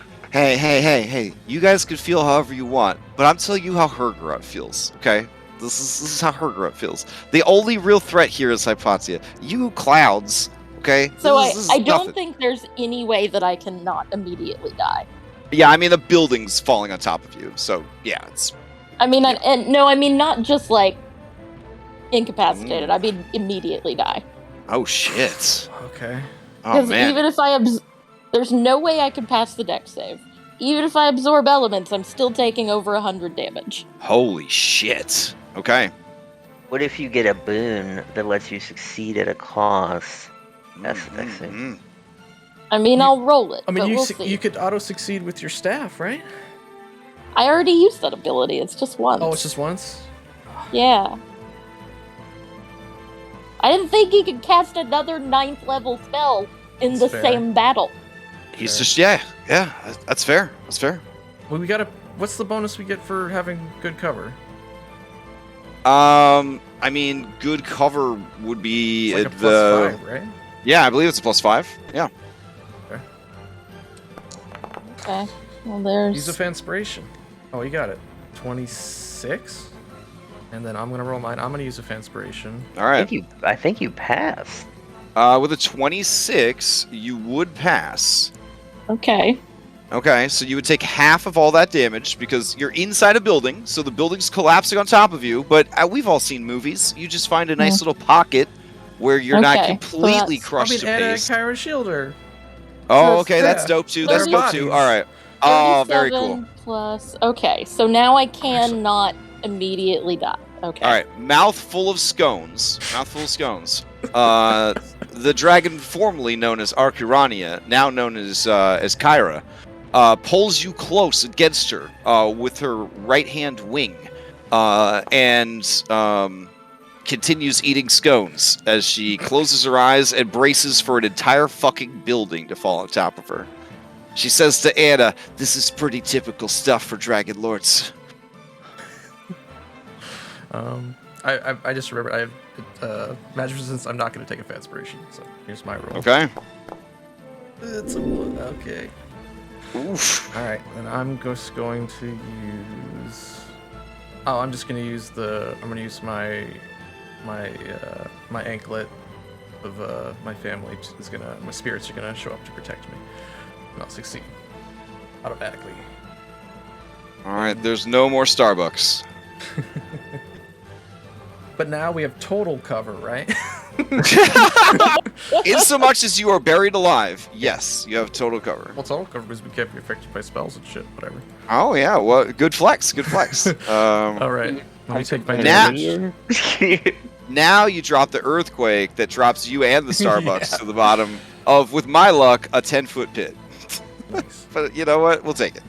All right. Since you haven't dipped to 0 yet, right, Anna? I'm gonna double check right now. I don't believe so. All right. So I take half, and then... Oh, I'm not even concentrating on that. It didn't work. So I'm not gonna roll that. Oh, where'd it go? Oh. All right. We'll just put some schmolder here. All right. There we go. Oh, I guess the buildings come back. Order. And they do. Yep. And that was what this was all about. You took his buildings Okay. away. Okay. All right. They show up and they go with their arms, but they it just sounds like grinding stone and stuff like that. As they're just like they're so mad. They're so mad. Is You there any banish chance them. You banish them someplace really terrifying for buildings. So I don't know. Maybe a hillside where they could watch a nuclear apocalypse destroy cities or something. Is there any chance the one fell on Hergeron? When it reappeared? Let's see. Yeah, did it reappear in his same space? Yeah, I mean, it reappeared in the space with him, but it's so big. It's definitely 2 sizes larger than whatever size Hergeron is. I mean, we're going into like Colossal Plus here. They're actual buildings. All right. I should have animated a Starbucks. I bet it would have had haste built in. That would have been much cooler. All right. Fuck. Play passes to building. All right. Building's going to get a freshie on its action economy. All right. Angel Face is back in it. Angel Face mad. Angel Face is going to roll to see if it gets back its throw building ability. It does get its throw building ability back. It feels like this is a good time to throw a building. Cyrus, are you using this building? No, fine. All right, thank you. He will take that building. He's going to pick that building up, and he's going to throw the fucking building at Phil and Reset, and, you know, by association, they're 2 dope-ass dragons. All right, so here comes a building. It's being thrown through the air. It is... Let me check this. 10d8. It is yet another dexterity saving throw. And it's going to be 10d8 bludgeoning damage. But if it hits, and you fail by 5 or more, you are knocked prone. And the DC is relatively high. It's a dex save. It is a dex save, yep. And if you fail by... Yep, so you see it. You see it coming, Phil. You see an entire building. See the building coming. Yes, you see an entire building coming. I roll this Hypodia. Okay, you got 12. What's your modifier? Can we just say it's Hypodia's? I mean, either way, you fail by 5 or more. Here you go. I got a 14. Wait. Can I not fail by more at 5 or more at a cost? The DC is a 25 to avoid being hit by a building. Dude. Okay, hit me. All right, you got 51 points. Oh, I used my resistance. which resistance is this? Legendary. Oh, okay. You haven't already used them. You haven't used them all up yet, right? This is my second one. Okay. What's Okay. the? You got a lot more damage type? You got a lot more fighting to do. Just so you know. It is bludgeoning damage. Yep. Okay. All right. Since you both fail by 5 or more, you would go plummeting from the sky. So Phil, you're gonna take 3d6 fall damage. Reset. You're a monk. I don't know if monks suffer fall damage or not. Right? Oh, because you use the thing to automatically succeed. What does that do about gaps? It is legendary. We'll just say that it's we'll say it's enough. Yep. Okay. You're good. Phil falls from the sky, taking 9 more damage as he smashes into what is now the foundation of the building that just got thrown. The building tumbles end over end and disappears off the map, leaving a trail of debris behind it. Holy shit. All right. Woof. All right. Top of the round. Phil. Okay. I am going to spend 5 feet to stand up. All right. And I'm kind of like picking Ventus up while we're doing this, you know? Oh, yeah, for sure. Yeah. And then I'm going to move to right here.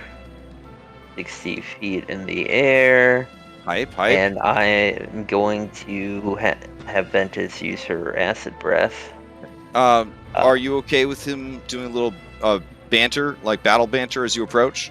Yes. Rurik isn't here to stop us. So, all right, as you fly towards him, Hergeron says, Philippocles, you carry a divine spark as I do. Why do you stand with these mortals when you could live as a god with me and my father? Show me your strength. Help me end their line, and you can be a champion of Sidon. And you see that he's in bad shape. There's a nuclear core melting inside his body. Didn't you say you did research? And I would just blast him. Fair.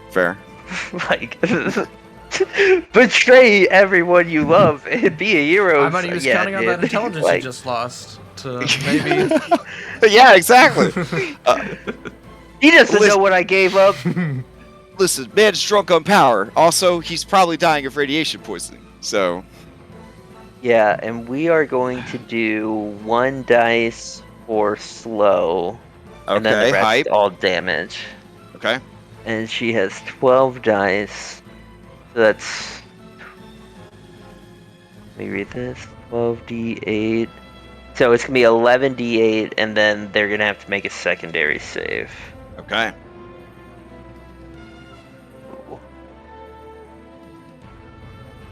Oh, those are d10s. Are you blowing the full 12? Yeah, all 12. All right.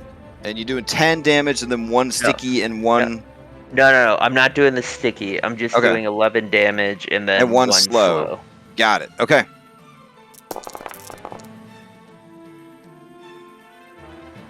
All right. It's 51 damage. Is this through? This is through both buildings too, right? Yeah, I'm hitting Okay. both buildings. I'm shooting through Hergeron's face as he's telling me to betray everybody and hitting this building Well, over here too. I mean, you say betray. He's giving you a chance to join the winning team. That's how he sees it. So, I mean, all right. It's the craziest thing I ever heard.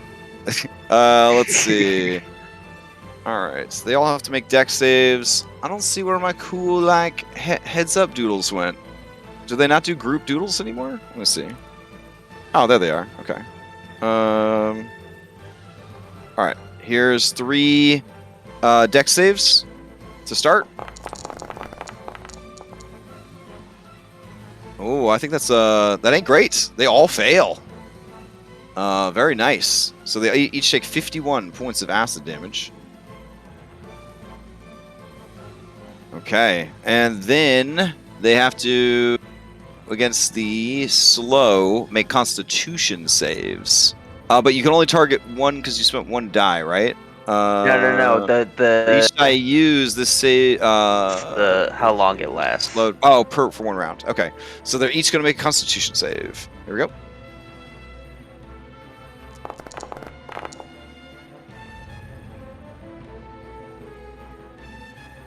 All right. What was the DC? I think her DC is a 20. Let me check. I have the dragon mount open. No, DC 18. 18. Okay, so he fails. So he is slowed, and looks like animated city.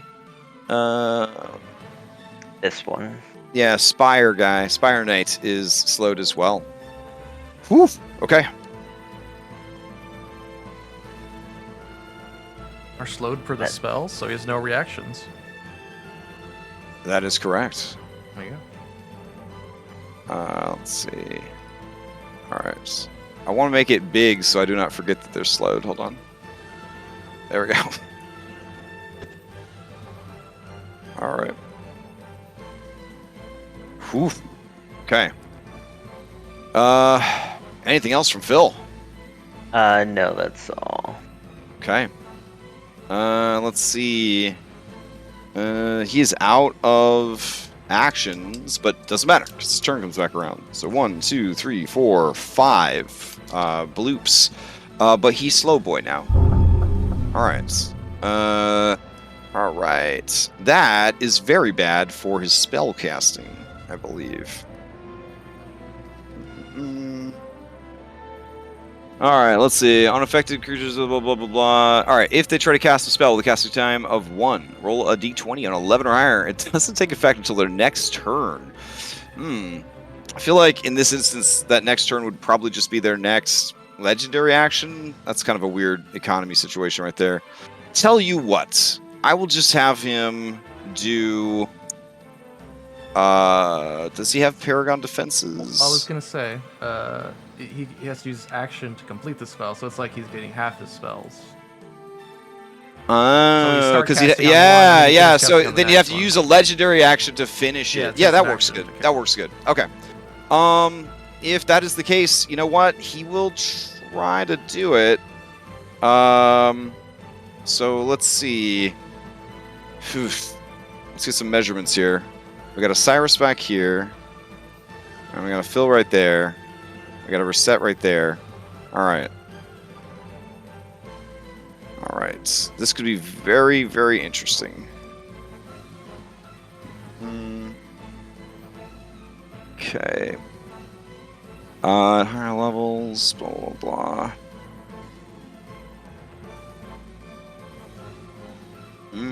Okay. Shit. Okay.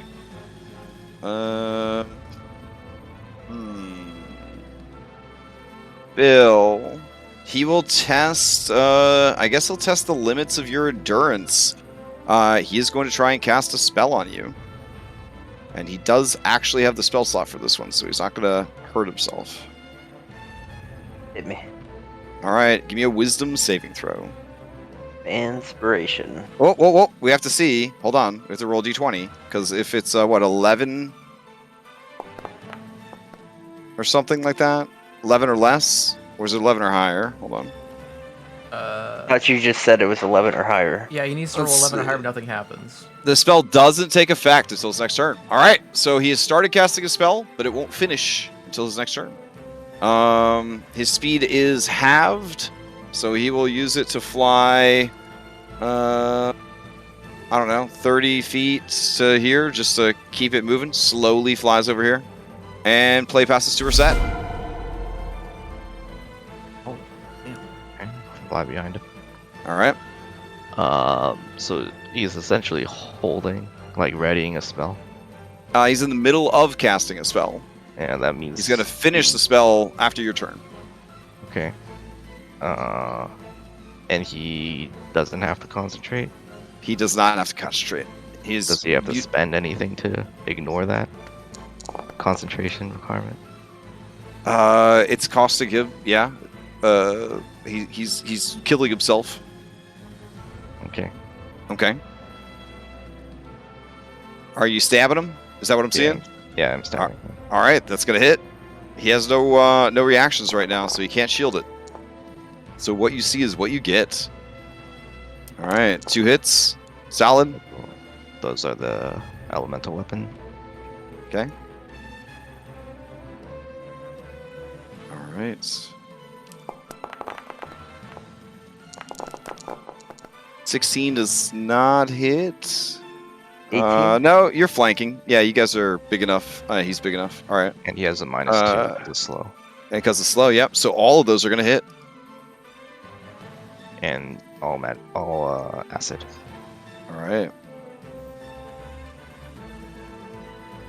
Whew. All right. He is, you are just stabbing, slamming. Acid is burning his skin, which is already burning from the inside. Anything else from Reset? Nope. All right. He will use his first legendary action to finish the spell that was started. The words utter out and fill wisdom saving throw. Inspiration. All right, Fanspiration, go for it. Oof. Our Faxpiration's a D12 now, right?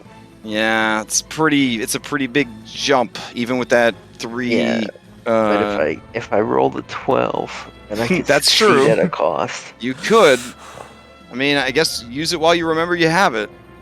Oh, I ain't forgetting it. Yeah, I always forget I have it. Stop answering the question.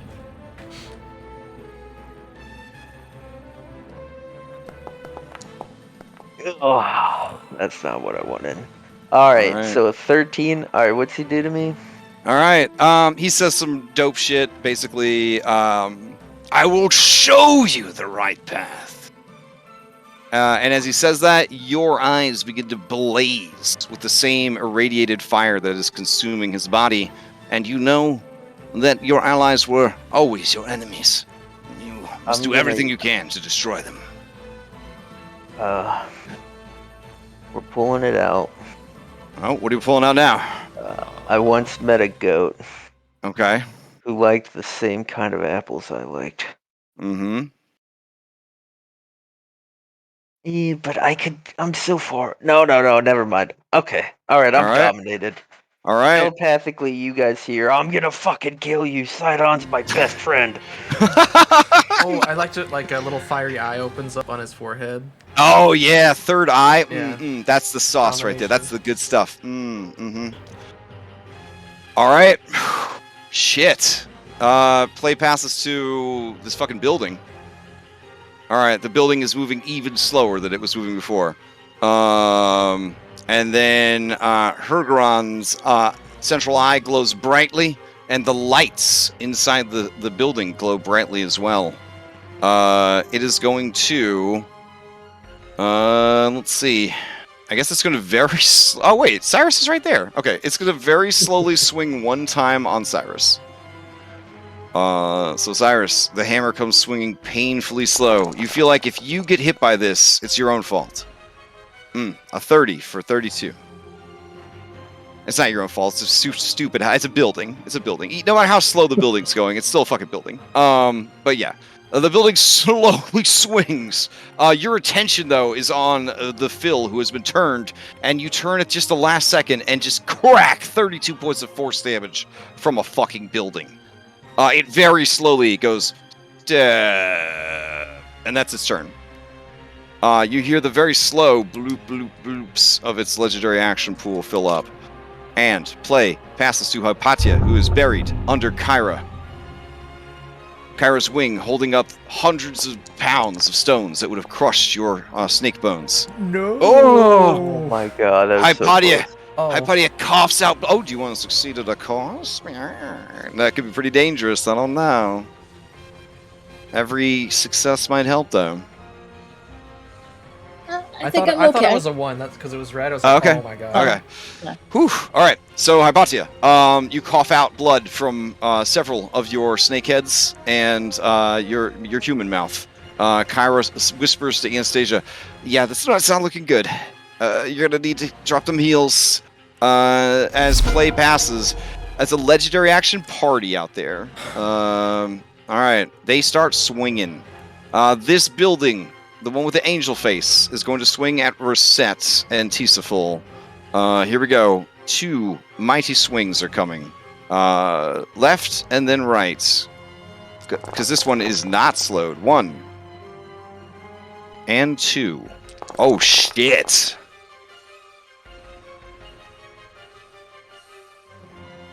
All right. What's the status report, Rosette?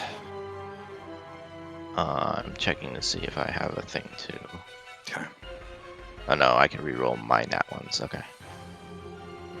I mean, I can take them. I take All right. damage. Whew. Okay. Oh, shit. The second one doesn't go through because this is with a legendary, so it doesn't get its full multi-attack. So it only swings the one time. Okay. All right. All right. And then this one's going to go. It's going to swing at Cyrus. Here we go. Very slowly. Swing. 25 for 27. Shoot, I can only meet it. I can't beat it. Okay. Alright. Hergeron is going to learn his lesson, and he's going to spend his next action to disengage. Because Rosette is a mean silver and red mage slaying machine. So he's going to waste, not waste, but he's going to spend action economy to do that. Alright. Honestly, with his 30 intelligence, he should be able to tell that I actually can't do anything to him, because he can just ignore concentration checks. Oh, yeah, but I feel like for these purposes, yeah, he's not having to concentrate on spells, but I mean, you should still be able to disrupt the casting of a spell with your Mage Slayer, right? That would be kind of mean to just completely take that away from you, you know? Like, I mean, Mage Slayer don't have much going on for it, except giving you magic resistance, which is pretty cool. Alright. So yeah, he's gonna disengage to try to get away from you. Anna. To you.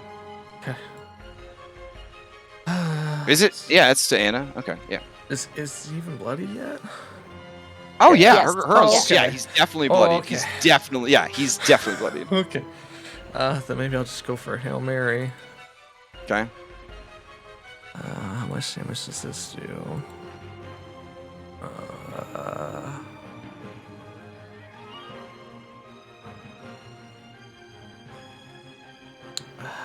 Jeez.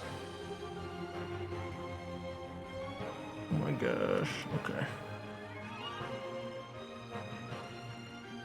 Magic resistance doesn't mean anything for an attack roll.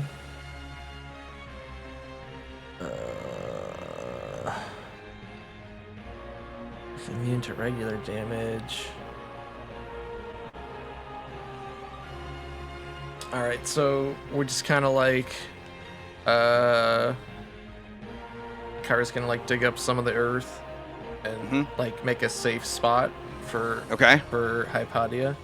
And then we're gonna bust out of the building straight up, and she's gonna be charging a guiding bolt in her hand. She's gonna run it across the string of the bow. It's gonna like pull like all the strings back because it's got multiple, because it's like a harp bow combo, and just let it loose. And we're gonna use inspiration for advantage. Okay. Please hit.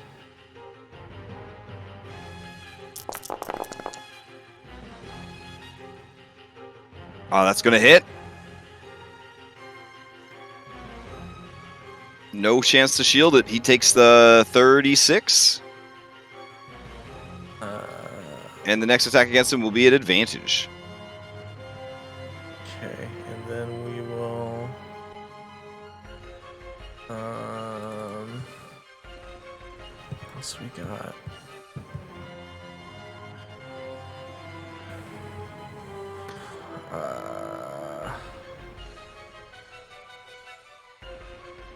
Okay, we're gonna use a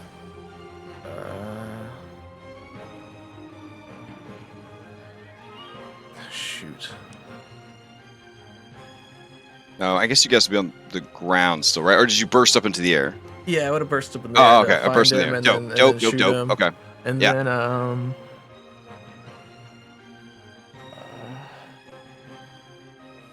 okay, yeah, we'll use a hit die to add damage. With an extra 7 damage, and then we'll use our reaction to heal reset with all that damage. Spend another hit die. Okay.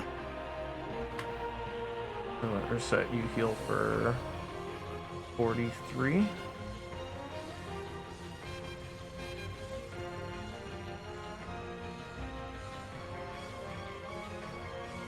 then we will... Oh, what am I doing? Okay, no. We don't leave Hypatia in the building next to the city-crushing monstrosity. So this is what we're gonna do. Okay. We're gonna burst up. We're gonna take Hypatia with us. So we're gonna drop her off over here, and then we'll go flying off in the opposite direction. Okay. Like a newspaper delivery? Do you just throw her onto the doorstep, or you gently place? Okay, you gently place her down. Okay. Place her into the rocking chair that's sitting there, that's on the porch. All right. with the alacrity of a former goddess, Hypatia is delivered on that doorstep with a warm scone, just nestled between her breasts, in case she wakes up. In case she wakes up, she's hungry. Wow. All right. I'm going to be concentrating on anything, I don't think. And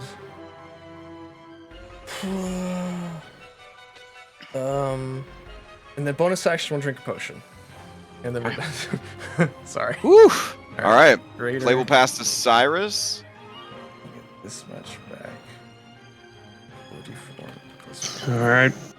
All right. I get max. Cyrus, as your turn is getting ready to come up, we got a whole bunch of stuff that's going to happen. One, this dude is going to fly upwards even further, and maybe out a bit to try and get away from deadly resets and leave his new champion, Philippocles, to take care of the fighting. He doesn't go that high, though, actually, because he's still slowed. So he wouldn't be 100 feet up. He'd be more like 75 feet up. Alright. That's his turn. And then the buildings. Alright. So, pretty simple. this building is just going to swing one time on Reset. That is 33 for 33. And let's see. This building is bloodied, so what it's going to do is it's going to use the last 2 legendary actions it has and revitalize. It starts grabbing debris and putting itself back together. It heals 5d20 hit points. 5 d20s. That's kind of a weird. Oh, that's because their hit die is a d20. Okay, that makes sense. All right, here we go. Could be big. It could be small. 40 is pretty good. All right, so it gains 40 health as it starts putting itself back together. And it is out of legendary actions. You are up. He's just smacking the shit out of me, so you should be out of him. All right. I'm gonna go up to Hergeron and still be in his melee range. Okay.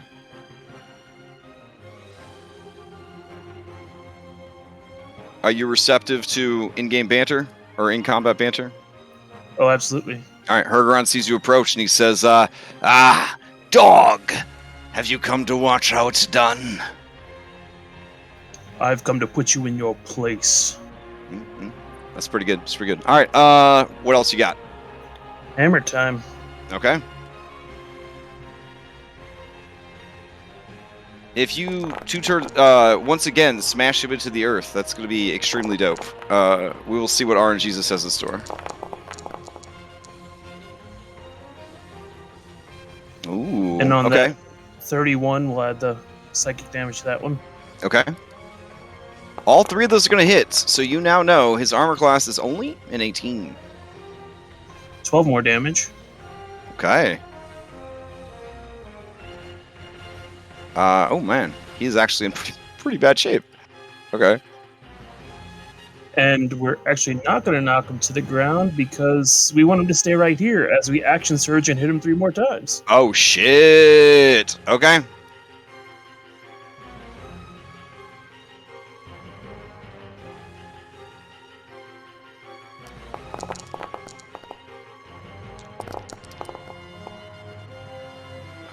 Okay.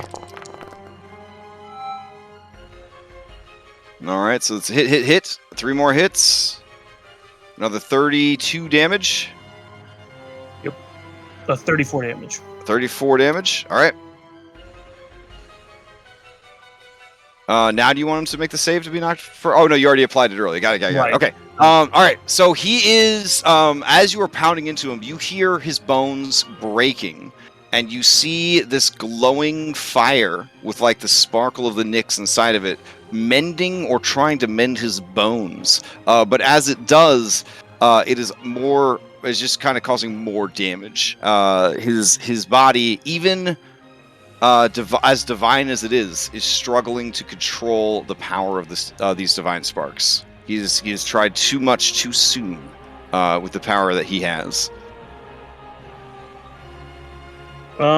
We are gonna bonus action with our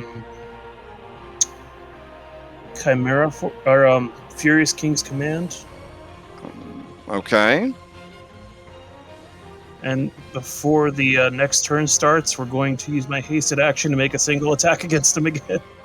All right. Or hasted action, but my reaction to smack him once more. Okay.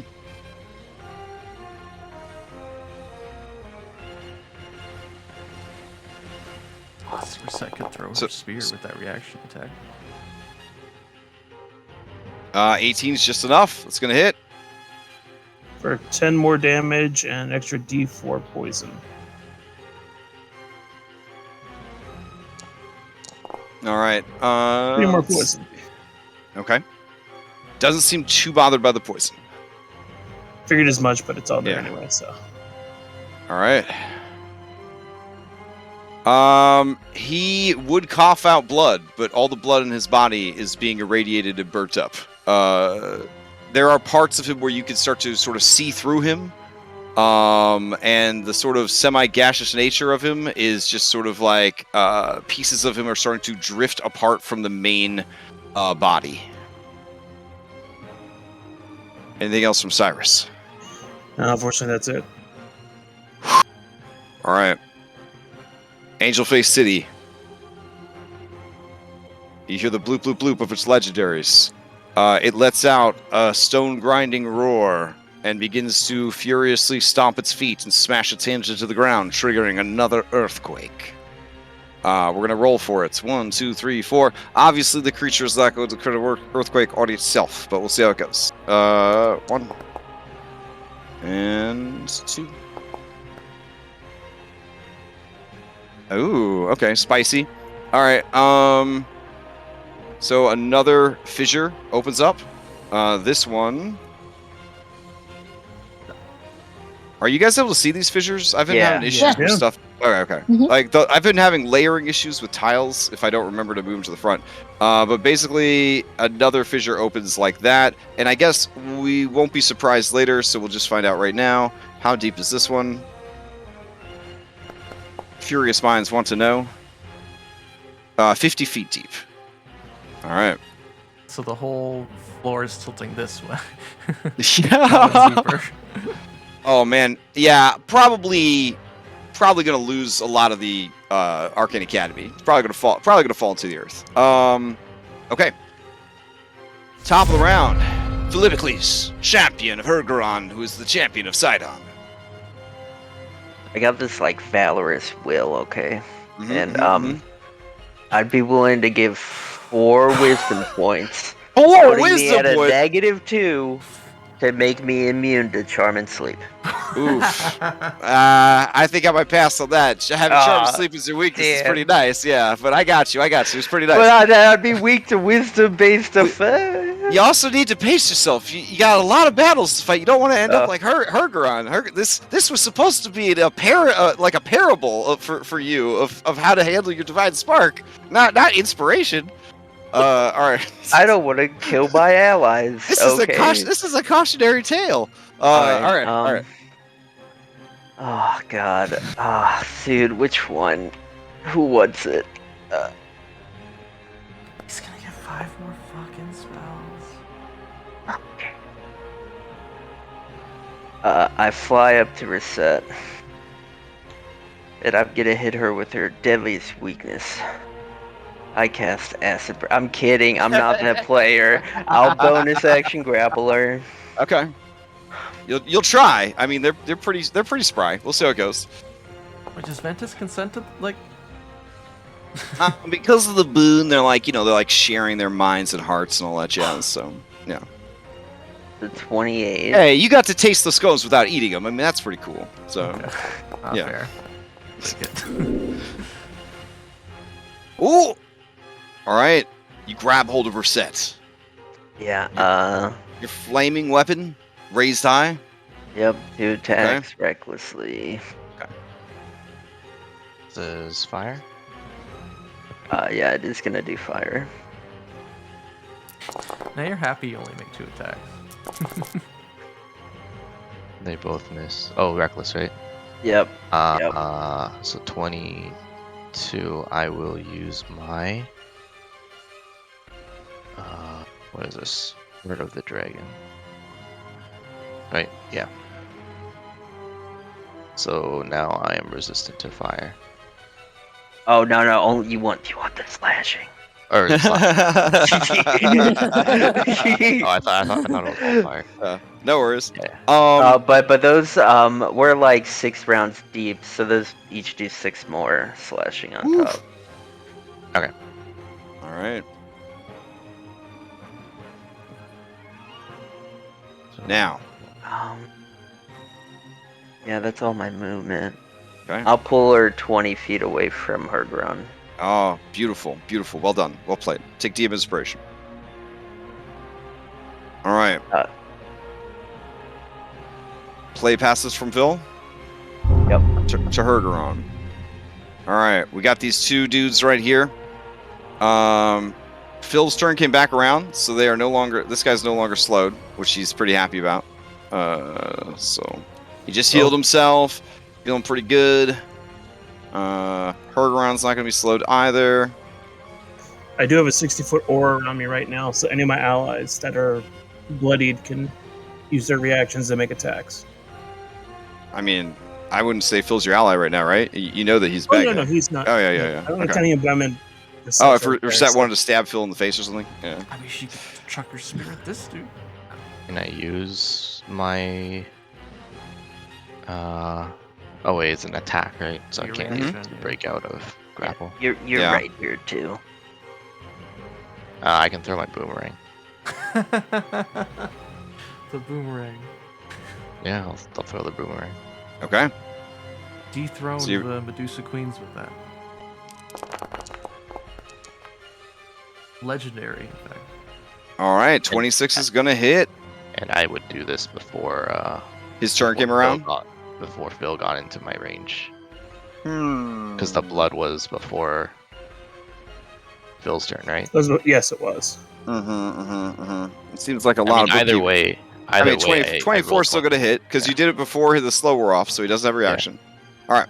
All right. Let's see what he got here. That's going to hit. He's going to take. This is a plus. It's not a +3 weapon though, right? It's just a regular ass boomerang. Nah, All that's right. regular. All right. Let me see. But So- I can add the acid damage to it because I'm draconic. Okay. But That'll you apply can't to do acid thrown weapons into too, right? blood. All right. Yep. Monk All weapons. So Hell- it's acid instead of bludgeoning. Whew. Okay. Reset with all the damage that Cyrus did and the damage that you did before his turn starts. You trigger his mythic transition.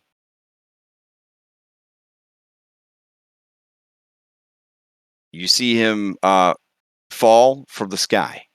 It's not very far. It's 75 feet. Yeah. He falls from the sky, crashes to the ground at the foot of his statue. The statues begin crumbling, his body burning. He looks around. He knows that he is defeated.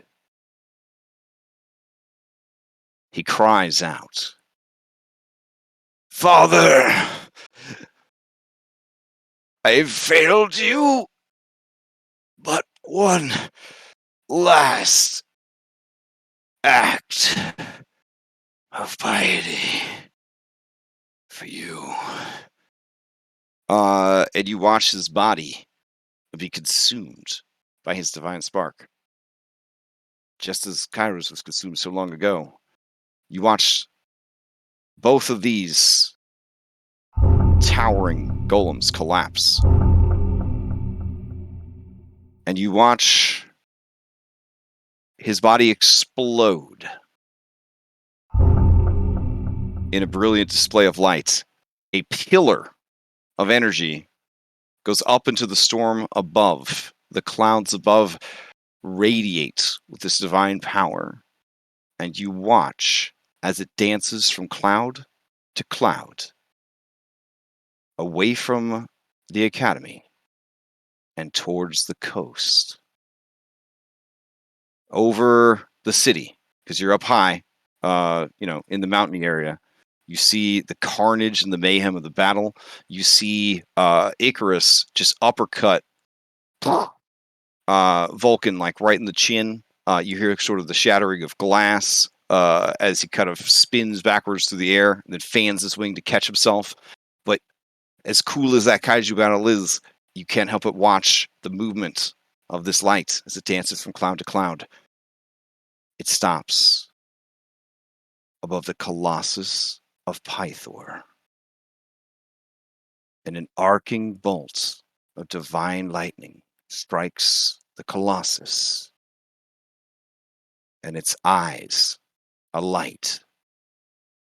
It begins to move, and it turns its head away from the seas to stare in your direction. And you see a third eye open on its forehead.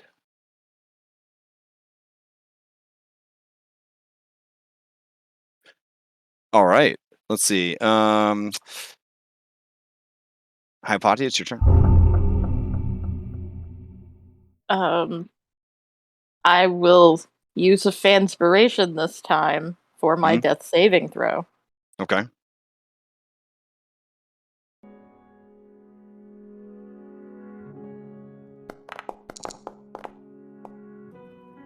So I pass. All right. Anna. You hear the grinding of bronze steel off in the distance as the creature breaks its feet free from its foundation, flexes its metal muscles, and spins its 100-foot-long spear. Kyra's jaws open wide, her eyes even wider. And then she snaps to attention and says, wait, Hypatia, that's future us's problem. Hypatia, let's...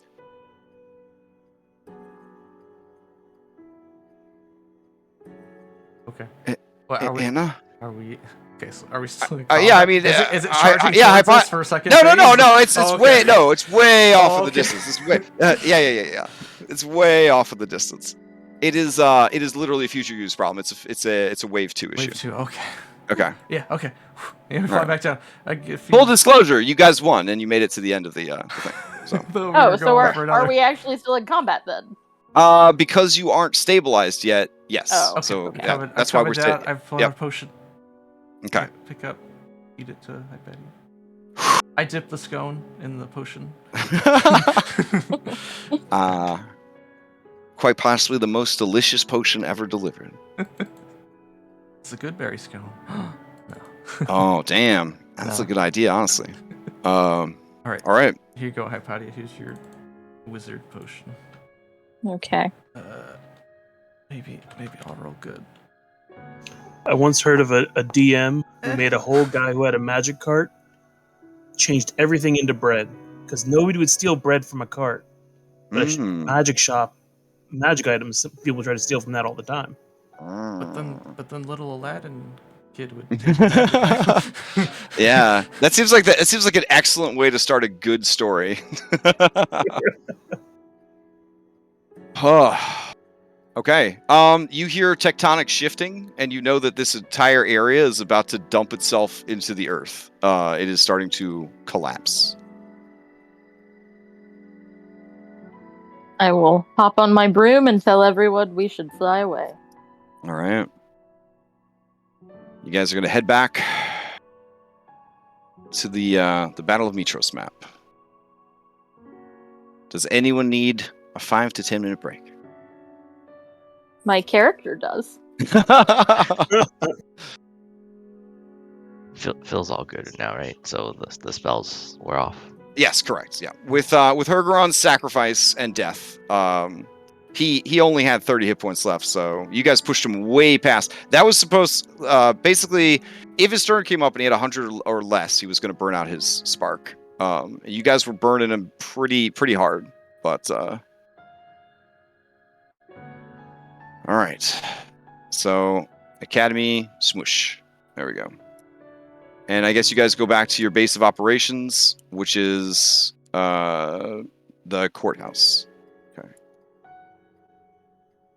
So I'm gonna use this heroic short rest thing. Okay. Do we each get to choose when we use it, or does everyone have to I think use that'd it probably with be I think that's probably the best way to handle it, is that you each have 2, and you can decide if you need it or not. That seems like the best way to do it, because it's only 10 minutes, and there's easily like 15 to 20 minutes between fights. Not enough time for a real short rest, never enough time for a long rest, but certainly enough time to cash that in if you need to. But most of it is you guys on the move, trying to get to the next area of the fight. All right. Goodbye, sweet prince. You tried your best. To use I think that maple went syrup. as well as he could. He dropped 2 meteor swarms. Oh, on us, shit. Kyrie. Wait, we have to go back to the map for something. Hold on. Yeah, he only burned out 1 of the 2 divine sparks. Oh, so he has another one. Hit 2. Yeah, that's because one of them was supposed to go to Galaron, and you killed Galaron. So he inherited Galaron's spark. That's why dude was loaded up. All right. So yeah, from his body would appear his divine spark. It only stays for but a moment. Does anybody try to claim it? Alright, well, I feel like I would. Okay. Because it's like a wizard divine spark? Unfortunately, what he burnt out was the wizard one. This is the spark of wisdom. This is what Valis used to have. Yep. Oh, but This is a big responsibility. This is a big responsibility. I'm gonna ask Valis. Do you think I can take on 2? Take 2? What are you talking about? I have to take the other one later. Remember? You do? Oh. I mean, it didn't work out well for Hergeron. Well, I was gonna take it and then cast the other one away. Ah. But if you cast it away, much as the domain of craft, it would be lost and must be found again. Anyone could find it. Or maybe I could take this one, and then I'll take the other one, cast it away, and then give it the cabbage. That's definitely not how it works. If you cast it away, it's just gone, and then we have to find it again. But I want this one. Do you want it? Okay. She says, "I'm done being a god. I did my time." You guys see it drifting away. Goodbye. Flying off. All right. Fine. No. I mean, if nobody else takes it, I'd take it. All right. I'll chase after it, but if you take it, I'm okay with it. I need a decision made very quickly. Which of you would take it? 10, 9, 8, 7, I'll take it. 6. Okay. I'll take it. All right. Hypatia hops on her broom and swoops down as the earth and foundations of the academy begin to crumble and fall into the earth itself, and snatches up the divine spark. You must immediately attune to it and lose attunement to one thing that you had attuned to. I had a ring of protection. I'll lose that. Okay. This is what it does. Let me go to items real quick. I guess I could have just dragged it off his sheet, but I deleted him, so. All right. The Divine Spark of Wisdom.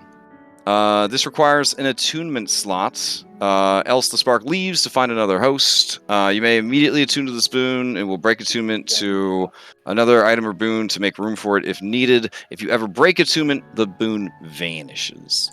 You gain 1 legendary resistance per long rest. If you already have this feature, you get an additional use of that feature.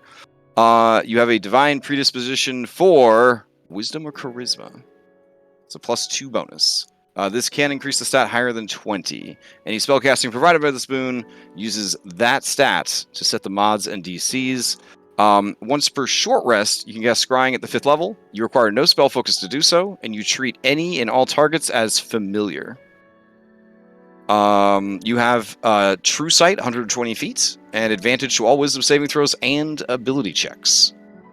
However, there is a flaw. Unwanted visions. If you ever get a natural 20 on an attack roll or saving throw, you receive an unwanted vision or prophecy. You are so shaken by what you have seen, you have disadvantage to any attack, ability, or saving throw until the end of your next turn. Okay. All right. So what will you declare? Wisdom or charisma? Wisdom. Yeah. Definitely. Yeah. All right. It is a trinket, and you would just right-click attune to it. Okay. Right, and then it disappears as you absorb it into yourself, and the soft glow of divinity starts to course through you. All right. All right. Does it heal me like Phil's did? That's a great question. I would say yes. It would restore all of your health. Okay, so can I take my hit dice back and not yes. my short rest? Okay. Yep, that sounds good. Okay. All right. I was going through I have a checklist. I was going through my checklist, and it's like, oh yeah, that. So we had to go back for it. All right. On the way to the next, on the way back to the courthouse, Phil's gonna talk to Hypatia, and Hypatia doesn't sound as sharp as he used to be. He's Aw. like, you can kind of like wrestle what you want. It worked out great.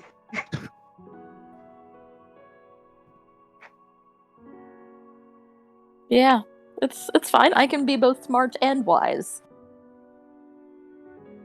I mean, Valis was, so... Yeah. Yeah. Oh. Let's see. Okay. I will go ahead and put your boy down. There we go. On the map. There he is.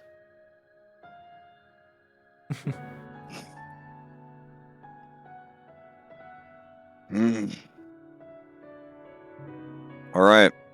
Let's talk Wave 1 battle reports. Yes? No? Yeah. Yeah, All right. absolutely. All right. There were some... I did all of the rolls I could off stream and out of game because they took fucking forever. And I didn't want us to sit here and have to do it on stream. The only ones that I didn't fully conclude were the ones where you guys had tricksters. And so we have to kind of finish that up. So I will give the battle reports in the order that I completed them. And then as we hit the trickster ones, I will let you know what the situation is, and you guys can decide what to roll. All right. So hold on just a sec.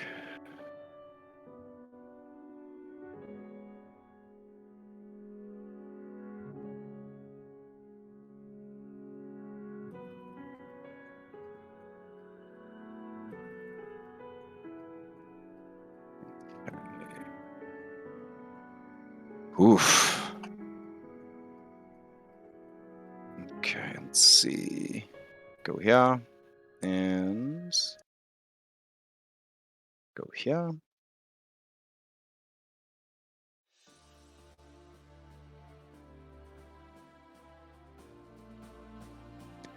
Okay, so.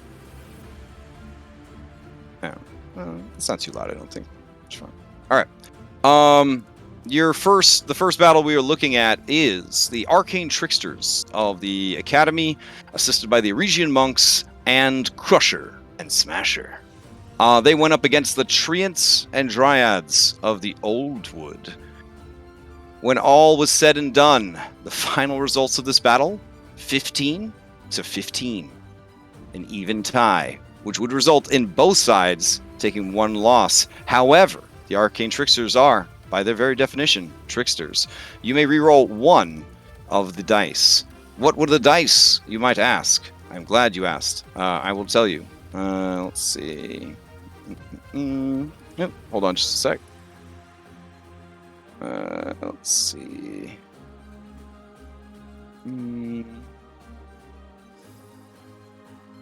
Oh, shit. Hold on. I have the rolls written down.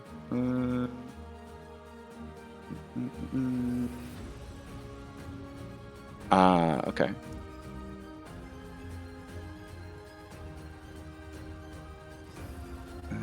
Let's see. Here.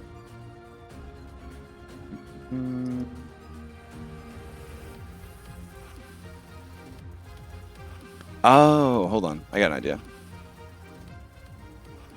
There we go. Okay. So you guys, in that first roll off, got a 5 and an 8, versus a 9 and a 3.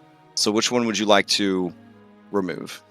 Or sorry, force a reroll. If you force the reroll of the 9, they only have a 10% chance to tie and only a 5% chance to win. So, I mean, that's obviously your best bet. Yeah, I think we're good. Yeah, I would say the 9 Okay. because Yeah, 5's the yeah, average 9. anyway, so... All right. So this is an RNG's hands. Since it's you guys, does one of you want to roll that D10? I will do it because it's the Academy. All right. Hypatia, roll it. If you get a 9, it's a tie. A 10, it's a defeat. Oh! Okay. They win by 1 point. That was a close-ass fight. Wait, I thought it was tied. No, we win. We win by 1. No. So yeah. Sorry. You win by they. I mean the arcane tricksters. Sorry. Okay. Yeah. The arcane tricksters win by 1 point. So that is a single rank of victory. That means the transit dryads will still be in round 2, but they will be at one loss. So they will only have, if they have quote unquote hit points, they have 2 hit points left essentially. All right, let's move on to the next one. There we go. So the next battle is over here against Baynor. All right, and this was Graxus and the Bound Daemons of the Academy, and they were going up against Baynor and his elite cavalry. Unfortunately, fate was not on your side. This came in at a 4-21. Graxus and the Bound Demons were utterly destroyed. Graxus's body upon death turned to stone, and it was trampled into dust. The first among the Dragonlords, Xander, is done. All right. The Eresian Shadowstalkers, who are tricksters, and the Order of the Five Gods, who are divine. None of the divines popped off, by the way. It was very disappointing. They went up against Baynor's elites. The rolls are 11-18, with Baynor ahead by 7. However, you guys have a trickster roll that you could use. So, let's see. You guys got, on that one, an 8 and a 2. They got a 10 and a 4. So what do you want them to reroll? Probably their 10. Okay. Yeah. All right. Does anybody want to roll the fresh 10? I'll do it. Okay.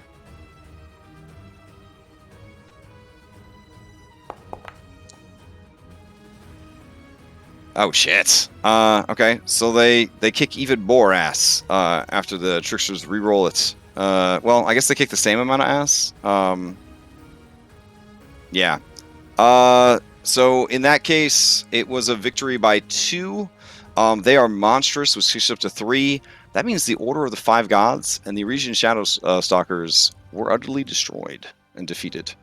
Maybe some of them were taken prisoner. Maybe some of them fled the battlefield. Unlikely. But it was, in the end, a defeat of sizable proportions. All right. That brings us to the next battle, which is the Eresian Elementalist, the summoned elementals of the Academy, Bulbug and their many fans, against the Dragonlords of Sidon. In the end, it was 19-13, with a victory on the side of you guys. All right. So the Dragonlords of Sidon take a defeat. All right. How much they got to win by? For utterly destroyed? So utterly destroyed, you got to do 3 victories. So you got to win by 10. So the Dragonlords, it occurred to me, I put divine for all of the Dragonlords, but they're literally dragons. They're supposed to have dragon instead of divine. So none of them got divine rolls. They just had dragon trait. So they all drop by 1. Because that's the dragon's abilities. It only drops by 1.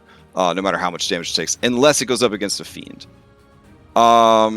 So they were able to essentially rout and win the day against the Dragonlords of Sidon. Then you had the Druidic Bankers against the Oldwood Bankers, and in the end, it was one of the saddest battles fought this day. It was a 5 against a 4. It was just a bunch of old dudes turning into old animals and slowly punching each other. But that is a loss for the Druids of the Oldwood. The next matchup was the Hergeron monks against the demon mercenaries. This ended up very badly, an 11-18, but a fiendish enemy needs only one victory to shatter the enemy forces. The Hergeron monks, their bodies, souls, minds, hearts, and morale were utterly destroyed. Then we have Philippothres, the Queen's Guard, and the Wild Elven Rangers that went up against Commander Gaius and had a 13-13, a completely tied match, which does result in a loss for both sides. So Gaius is wounded after the first wave, which would be reflected in a battle against is him. a fiend, so doesn't that mean Oh Gaius is shit! I better? guess, yeah. Since he's a fiend, I guess Gaius is actually he lost dead. to a dog, yeah. Damn. Well, I guess we could have had cooler narrative for that guy. Oh well. Boop. All right. I gave him some pointers before he went. All Did right. Gaius have a +1 Gaius was 20 here. squares board on in his pants? Unfortunately, it was destroyed during the battle. Sorry. All right. Let's keep going. Let's see. Then we got Corinna versus the Corinna and the Order of Versi against some gargoyles. This ended up 14-14, which would be a loss on both sides, but you guys have tricksters there, so you get to make a decision about that. The decision here, you guys got a 7 and a 6. They got a 2 and a 10. So I'm assuming you want them to reroll a 10 because they only have a 5% chance of tying at that point. Yeah, Yes. let's reroll a 10. I'll reroll right. it this time. All right, go for it. Oh my god. Holy shit. Okay, it remains a tie. What the Uh, fuck? Both sides take 1 point of damage. Let's see. All right. 1 loss for each unit. Okay. All right. Then we got. Let's see. Citizens. So we got Citizens A against Goatlings A. Coming in at a 6-17. Those citizens were absolutely, completely torn apart and eaten alive. It was horrific. Citizens B versus Goatlings B, complete opposites. 18-14. Those Goatlings were ripped apart. Probably not eaten alive though. All right, that brings us to Moxena and the Hergeron Shield Monks against the Gorgon Riders. They absolutely fucking decimated the Gorgon Riders. 15-8, and Moxena adds Monstrous, so there was nothing left but broken stones and broken spirits.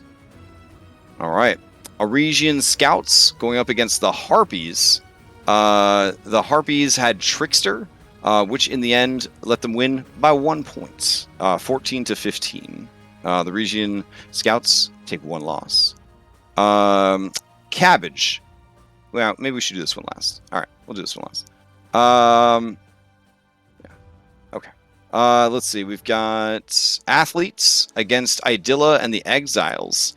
Once again, Trickster came in clutch. Athletes 9, Idylla and the Exiles 16. The Athletes take 2 losses. Almost completely destroyed. All right, Heliodora, Lady of Coins, right-hand bitch, the Queen's Guard, Testicles, and Spectacles went up against Dragonlord Isidore. All right, in doing so, let's see what we got here. They, the good guys, came in at a 16. The bad guys came in at a 13.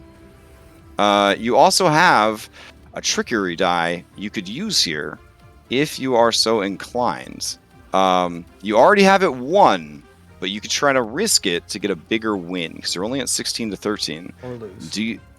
Yeah, Yeah, what were the rolls? Yeah, Or roll another the- 10 and lose. yeah. So the rolls were for you guys a 5 and a 9, and for the bad guys a 6 and a 1. Wait, so if we rolled the 6, so Seven. we would have to get a 10 to lose. Yes. No. Well, wait, if, wait, if Six we and rolled one, a so 9 7 or a plus- 10. Yeah, he's adding his power, right? So he's like a 5. He's a 6. Oh, he's yeah. a 6. Got it. Okay, Oh, yeah. makes sense. All right. Well, Oh. he's a 6 after everything got converted over. The advantages, the disadvantages, all that played out. The heavy was applied. Blah blah blah blah. Yeah. So basically, you guys have won by 6. You could try to win by more if you wanted, or you could leave it. So if I if we am get, not- His divine didn't go off, yeah? Or Nope. I roll. Yeah. No, they didn't get divine. He was supposed to have dragon the whole time, not divine. So oh, okay. yeah. Personally, I don't let the bad rolls phase me. I would say Okay. reroll the 6. Yeah, I But- agree. You're gonna have Yeah, the bad guys. You're gonna have the bad guys re-roll their 6 and try to get a lower number. Yep. Okay. So if we get what a 4, Even if- 4 even if- lower, we win. Like he's gone. Let's see. You guys have. You don't have any monstrous or fiends. So, and he's a dragon. he's dragon. So honestly, he's just gonna walk away with 1 wound anyways. No so matter what. yeah, I Okay. guess it was silly of me to even ask the question. Sorry about that. Sorry about Okay. that. Yeah, I didn't think about that. Okay. All right. So then we go down to Endus and Solaria. They absolutely and completely disintegrated all of the manticores. There's just ash floating in the air. That is all there is. This is very good because that is a celestial victory, which means they can heal another unit that is wounded. So that's good. Lorius and the centaurs of the northern tribes that you guys befriended. Let's see. Sorry. Yeah. They got a 20 to 19 over the Northern Minotaurs. The Northern Minotaurs took a 1 loss, and you guys gained a celestial victory. So a second celestial victory. Then the other centaurs that you allied by saving their kids, they went up against the Wild Men of the North, a 16 to 7, which resulted in 2 losses for the Wild Men. Dimitri, the Novice Sages, and Enyo, and River Octopus went up against the greatest heroes of the Old Wood. And the results were a 19 to 11, which is a 2-time victory. So they took 2 losses. So they are super fucked up. All right. Which they? Sorry. The heroes of Oldwood. Enyo yeah, crushed him. Yeah, Okay. yeah. Good, Enyo, and then Dimitri and the River Octopus certainly helped. But yeah. When this All war's done and we start getting new students and she's like their upperclassmen with their Oh, with an senpais, eye patch. she's gonna be like, Oh yeah. You wanna know I got got big lost shoes to in the fill. war. Speaking of eye patches and deadly wounds, Citizen C going up against the Order of Sidon. They were assisted by the B team hero Nessa. Nessa did not trigger her divine 10% chance of an auto win. The numbers came in at 8 to 16. That indicates 2 losses for Citizen C. Obviously, Nessa can walk away, join a different group, all that jazz. But she will always be haunted by what she saw on the battlefield. As you know, as an empath, I mean, it was horrible.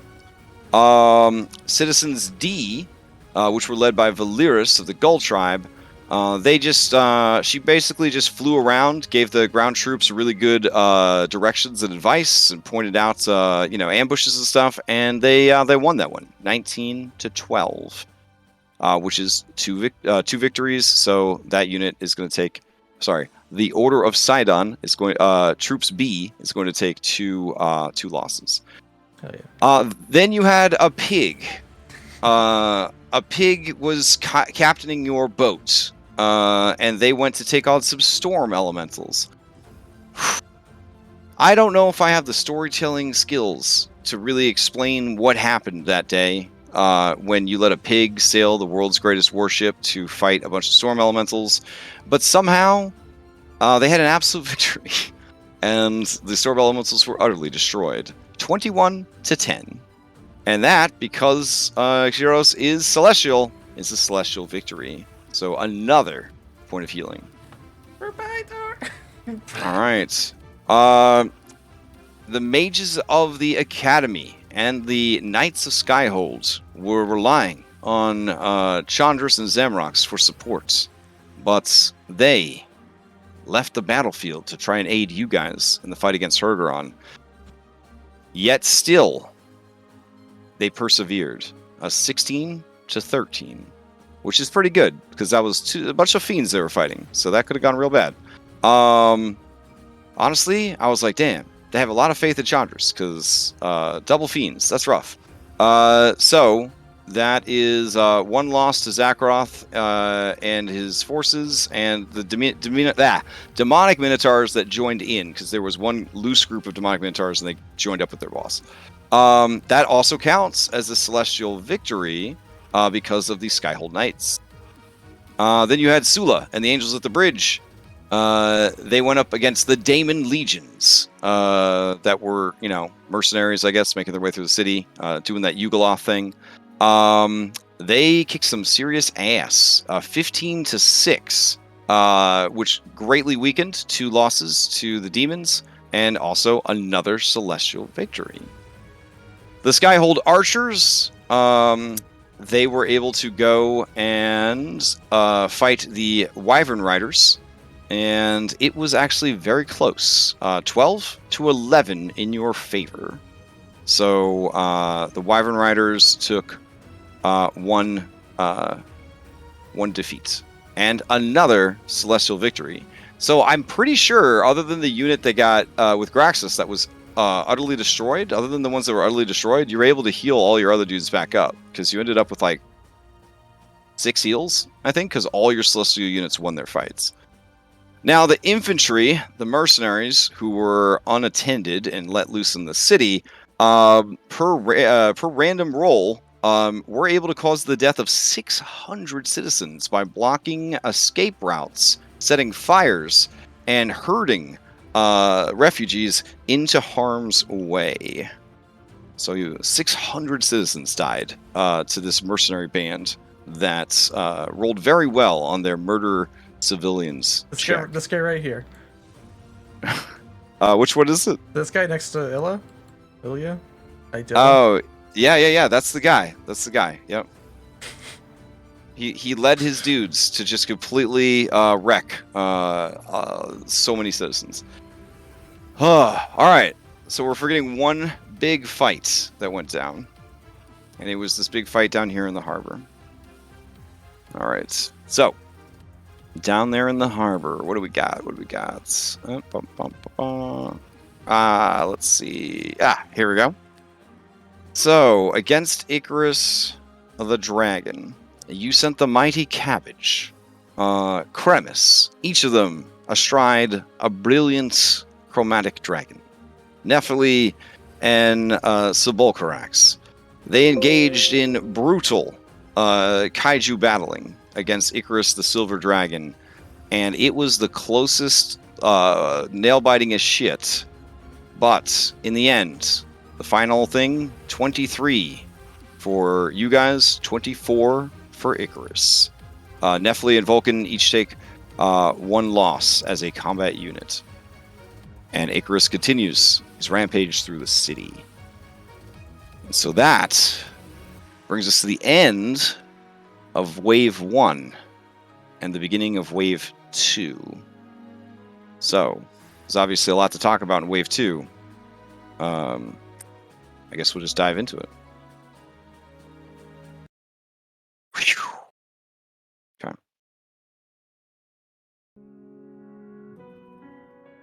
All right. So, Wave 2. No, you know what? I should probably keep some pretty exciting music going because, crazy shit's gonna happen. Let's see. We'll do this music. Maybe.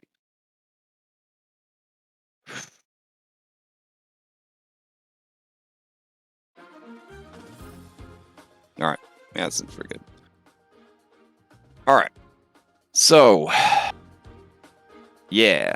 Let me go ahead and add, while you guys are kind of digesting what has transpired, I'll go ahead and start marking the units that are already on the board. I probably should have done it as I was talking to you guys or, off stream, but I only have so much time. So I'm going to go through, kind of mark who is hurt and who isn't.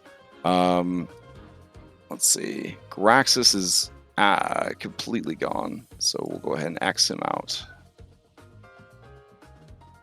All right. Gaius. Torn apart by Philippothres. Oh, hate to see it. All right. One last look at his handsome face. Ah, so handsome. Yeah, I hate his face. All right. Let's see.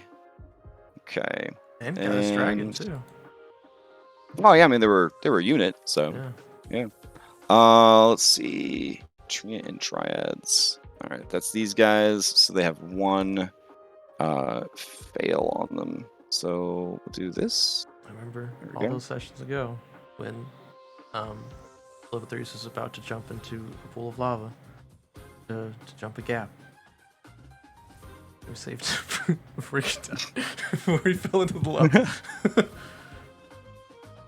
Let's see. Go over here. Guys apart. To Order of the Five Gods. Where are you guys at?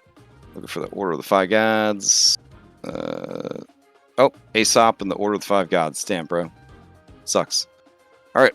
So, Torn Apart by Marauding Centaurs. Okay. Okay, and then the Eresian Shadow Stalkers. Aw, hate to see it. Alright. FIFA Adele, trying her best. Representing Italy. Oh well. Okay. Let's see.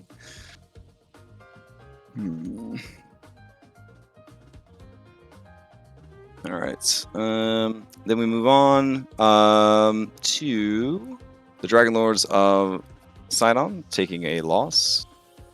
There we go. And then that brings us to the Druidic Bankers of the bad guys taking a loss. No, not the Druidic Bankers. The Druids of the Oldwood taking a loss. There they go. As they just sort of gently slapped each other. All right.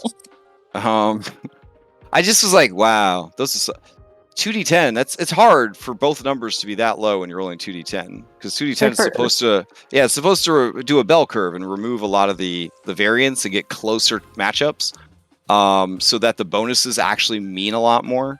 But yeah, they just sort of slapped each other. That brings us to the Eresian monks who were completely destroyed by the demons. Get those guys out of here. All right. And then we go down. That was taken care of. One loss for each. So Order of Versi is... Let's see. Anybody seen an Order of Versi around here? There they are. Okay.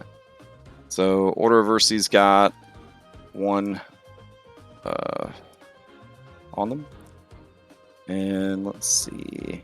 But you're going to heal. I'm assuming you're going to heal everyone on your team that took damage, right? Yeah, Yeah, we okay. have enough. We have the ability to Yeah, do let me count through. You have 6 heals. So you got 1, 2, 3, 4, 5, 6, 7. You got 7 people that need, or you have 7 stacks of damage that could be healed. So do you want to leave like athletes with 1, or do you want to leave citizens C with 1? Those are like your least powerful units. Just double check. We couldn't use that for Graxus because he was utterly destroyed. Correct. Because yes. of monstrous, or These are hard times. People will be dying, and Celestial cannot save them. I understand. Yeah. I got you. Yeah. We gotta understand. Yeah, probably just put it on the citizens. All right. So Citizen C will have 1 thing on them, but other than that, they'll be okay. All right. So we'll say these are Citizen C. Here we go. Citizens, the... Alright. And... yeah. All the rest of them would be healed, so I don't need to worry about damaging your guys, which is cool, because you're going to need every single one you can. Alright. Then we go to... the gargoyles, who take 1 damage. Alright. And then we've got... this unit is utterly destroyed. Citizens A. Alright. Okay. So Citizens A is out. Sandal guy, no. He died holding the new sandal that he had made for Reset. It looked like it would be very painful to wear. Sandal nunchucks. Yeah. Sometimes, even if you try your best, you're just not good at something. That was the lesson he taught you with his death. So, he was throwing sandals. That was his weapon. He was throwing sandals in battle. Yeah, no wonder he lost. Hey, he was throwing them with proficiency thanks to your horde. He at least had that going for him. All right. Let's keep going. All right. Why did he choose the sandals? So he had tavern brawler feet. It was a good choice. All right, so those goatlings are dead. All right, and then let's see. Utterly destroyed gorgons are out. Oh, so sad. Okay. Oh, just the coolest gorgons. They're blue, his favorite color. You just killed them. Okay. All right. Let's see. Enemies utterly destroyed. Enemies utterly destroyed. It was the gorgons. You guys healed that up. You guys healed that up. You guys healed that up. Let's see. Okay, Isidore takes 1, but is still going. That means if Isidore is engaged in actual combat, he will be essentially down like 33% of his health or whatever, and resources. Let's see. I don't know if Isidore is worth your time, but we'll see. And what else do we got? Maybe if we get him low enough, Hypatia can make another check to persuade him. Like, yeah. I mean, it worked for Hergeron trying to sway Phil. So I mean, I think it'll work. Enemy is utterly destroyed. So manticores. Somebody on the stream when I was rolling these, I rolled these on stream for accountability purposes. Because like obviously I'd try to save my favorite NPCs from dying, so I did it where people could watch it happen. Everyone was very happy about Solaria decimating the manticores, since the manticores killed you in like way back in the day. So they thought that was pretty cool. They thought that was awesome. pretty. Yeah. Wow. Let's see. Then we've got the Northern Minotaurs. That's the only time I've died. What happened? That's the only time I've died. Damn. Before. All right. And then we've got Northern Minotaurs. Wildmen took 2, so they're pretty fucked. There you go. So they'll probably won't be making it another or to wave 3, but who knows? Who knows? Let's see. Okay. And then the Nymph Heroes took 2, so we'll slide over there. And there we go, Nymph Heroes. All right. And then we've got, let's see, Citizens, but you healed them up a little bit. Okay. And then we got Order of Sidon B. All right. Where's Order of Sidon troops hanging out? Where are you guys at? Anybody seen the Order of Sidon? They have cute little hats on. Did I not even deploy them? Maybe I just left them off to the side. Okay. Oh yeah, I didn't even make their little minis appear. Hold on. All right. So we got Order of Sidon A and B.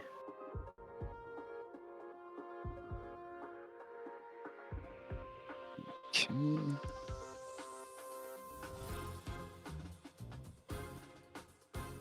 Beautiful. All right, so we got A and B here. A took 2 losses. No, sorry, B took 2 losses. There we go. All right, and then let's see. The storm elementals utterly destroyed by a magic pig, who nobody knew was actually an incredible ship captain. Stranger things have happened in D&D. And let's see. He's got a lot to prove. That's true. Chandra's Zamorax and the mages. The mages won. So Zakroth takes 1 damage. All right. We sent them against Zakroth? Like, oh my god. Yeah, I mean, rolling this stuff. That people have been following this campaign for a long time, so they were very eager to watch these very crunchy rolls get rolled on stream. It was a lot of like made up algebra and maths, and I was like, But when I saw that, like, we almost lost Nessa by 1 point, we almost lost her completely. Oh my god, my stomach like sank. I was like so sad. I was sad about Graxus too, but he's had like a long life, and I don't know. He would have liked to have seen you guys win, but he did get to see the Dragonlords order restored in a way when you took him to Skyhold. So he was kind of in an okay place, I think. But he had some unfinished business he would like to see finished. Obviously heartbroken about Chandris, but I feel like Hypatia is not going to let that one stand in the post game, so we'll see how it goes. And then what do we got here? His Minotaurs joined the fight, so they also, by association, took some damage. Let's see. And Demonic Minotaurs, Demonic Legions. And his Demonic Legions took 2. Alright. I feel like he should take bonus damage for losing to kids. Like, this guy is so weird. I mean, did you see the edgy guy that was with the kids, though? I mean, did you see how edgy that guy was? Come on now. I mean, chaperone.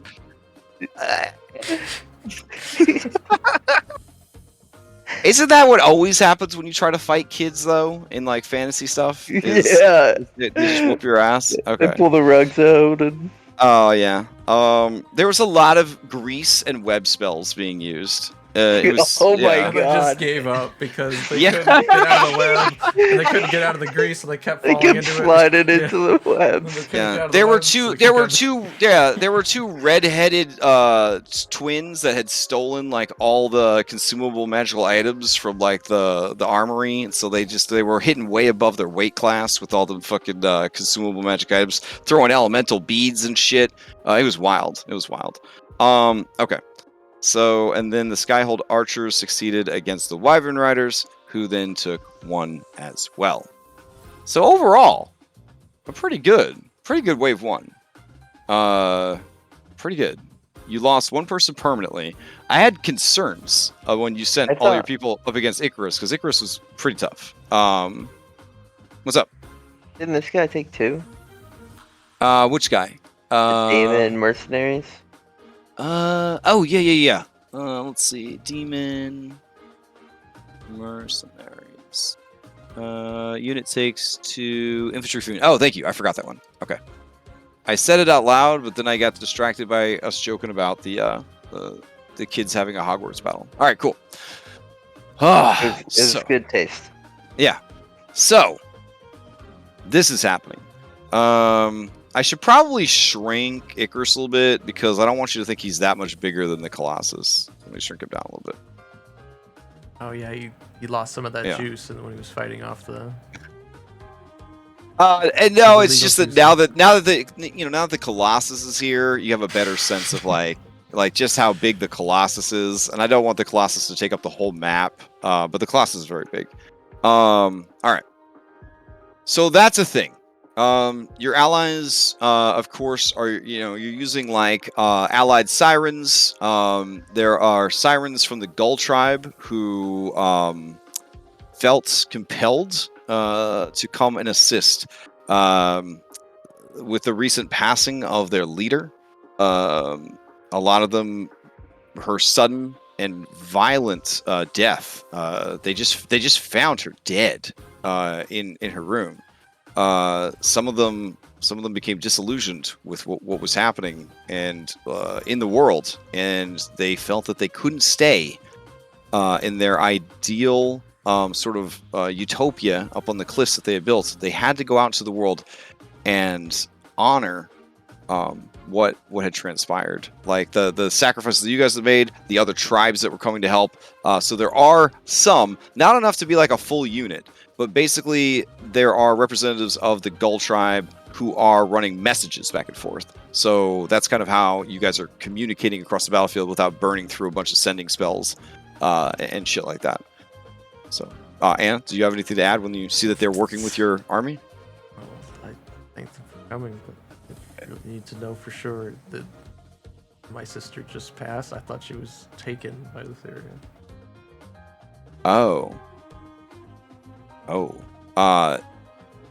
Yeah. Because now they would remember, right? Yeah. Yeah. Oh man, you're making it real awkward, Red. Okay, hold on. It's fine. I'll give you the skinny on what happened. You know when people say they're in, they're with Jesus now, like to kind of make it feel a little less bad. Yeah, like she was taken by Letheria for sure. But that's kind of Okay, a way that people just. That's all you need to tell me. I thought she was just whisked away. I didn't know she was killed. Oh no, yeah, one of the less socialized messengers, who doesn't take good social cues. He's like, no.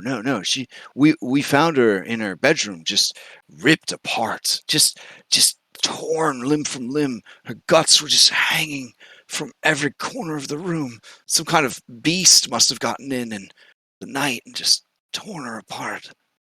But she's with Letheria now.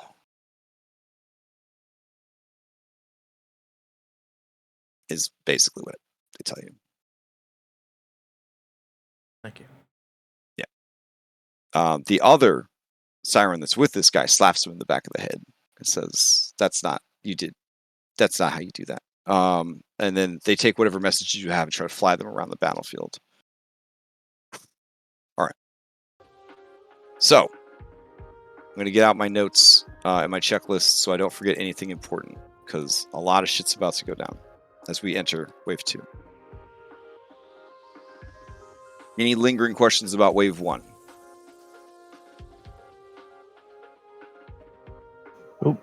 Nope. Okay. Here we go.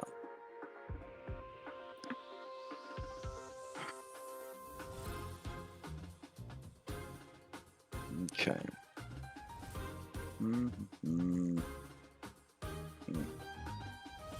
Wave 2. All right. With Hergeron's final sacrifice, the Colossus of Pythor lives again, but now in the service of Sidon. You hear Sidon's booming laughter from deep beneath the seas. The frozen shards of ocean that rise like jagged blades along the coastline rumble and then shatter. Your fleet, already damaged by the fiercest waves, shredded, sunk instantly. I mean, the whole reason you went and got the Ultros is because he could sink any ship, except the Ultros. So, I mean, the ships were a false promise. Let's see. Those trying to escape are devoured by sea monsters who begin to crawl out of the ocean and onto the shores and streets of the city. Icarus seems to be an indomitable opponent. Even your strongest dragons could barely fight him to a stalemate. You need a stronger weapon, and all eyes turn to the stolen Colossus of Pythor, standing ominously over the city of Mitros. However, Acastus has fled to the palace and ordered his Dragonlords to protect him.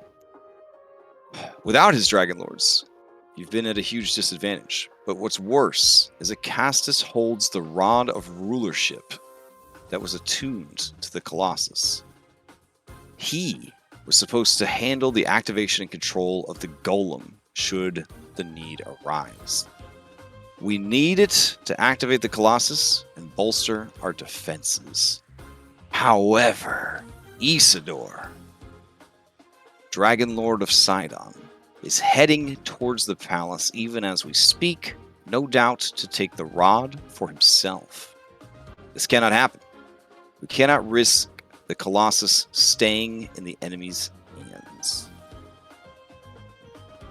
Now, so Volcarax, who built this when he was at his prime, when he was really doing good with the domain of craft, he built this thing, and he tells you, the rod is designed to overcome any sort of rampage or malfunction the beast might cause. I call it a beast because, as problematic as my daughters may have thought it was, the crafting of a golem involves the imprisonment of a spirit, often an elemental one, to power a creature. Well, many such creatures power the Colossus of Pythor. True, they have been turned against us by the burnt-out domain of craft, but with the rod, we could seize back control. So that's that situation. A multitude of aquatic horrors rises from the sea. Among them, one massive serpent rises out of the water and takes flight.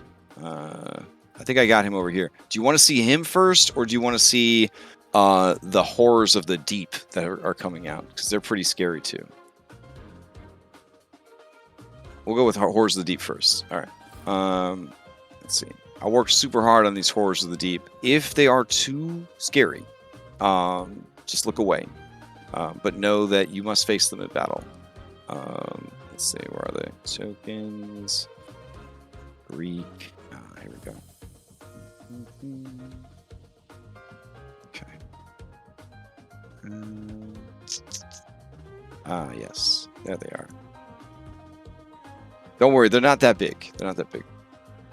Look at that shit. Look at that shit. That's 4 double-bladed spears and a helmet to protect its squishy head. You think you have a chance against that? You don't. Well, you probably do. They only count as infantry, monstrous infantry. But still, pretty scary. All right. But this... What?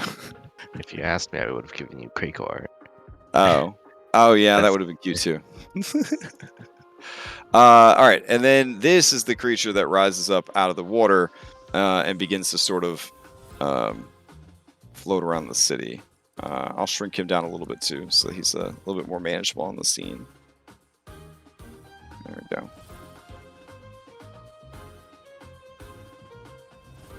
All right. So yeah, there we go. This thing's just kind of flying like a big flying serpent. It kind of bursts from the ocean and starts flying over the city. All right, let's see.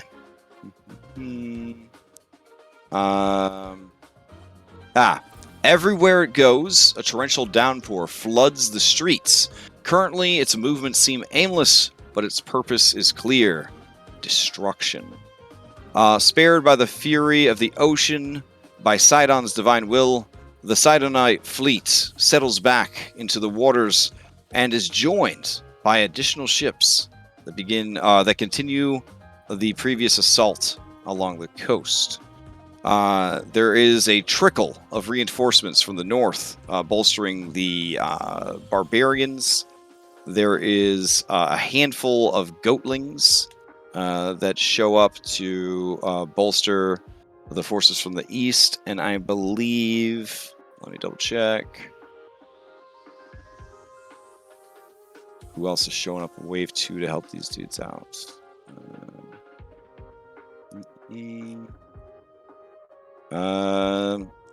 Some Oldwood Night Hunters, which are apparently some kind of shadow fae that are very spoopy.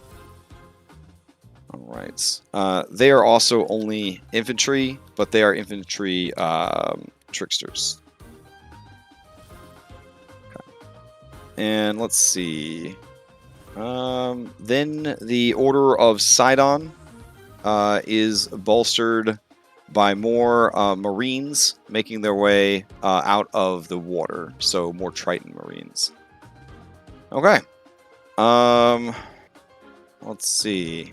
So it's looking pretty bad. I mean, it's looking good, but it's also looking kind of bad.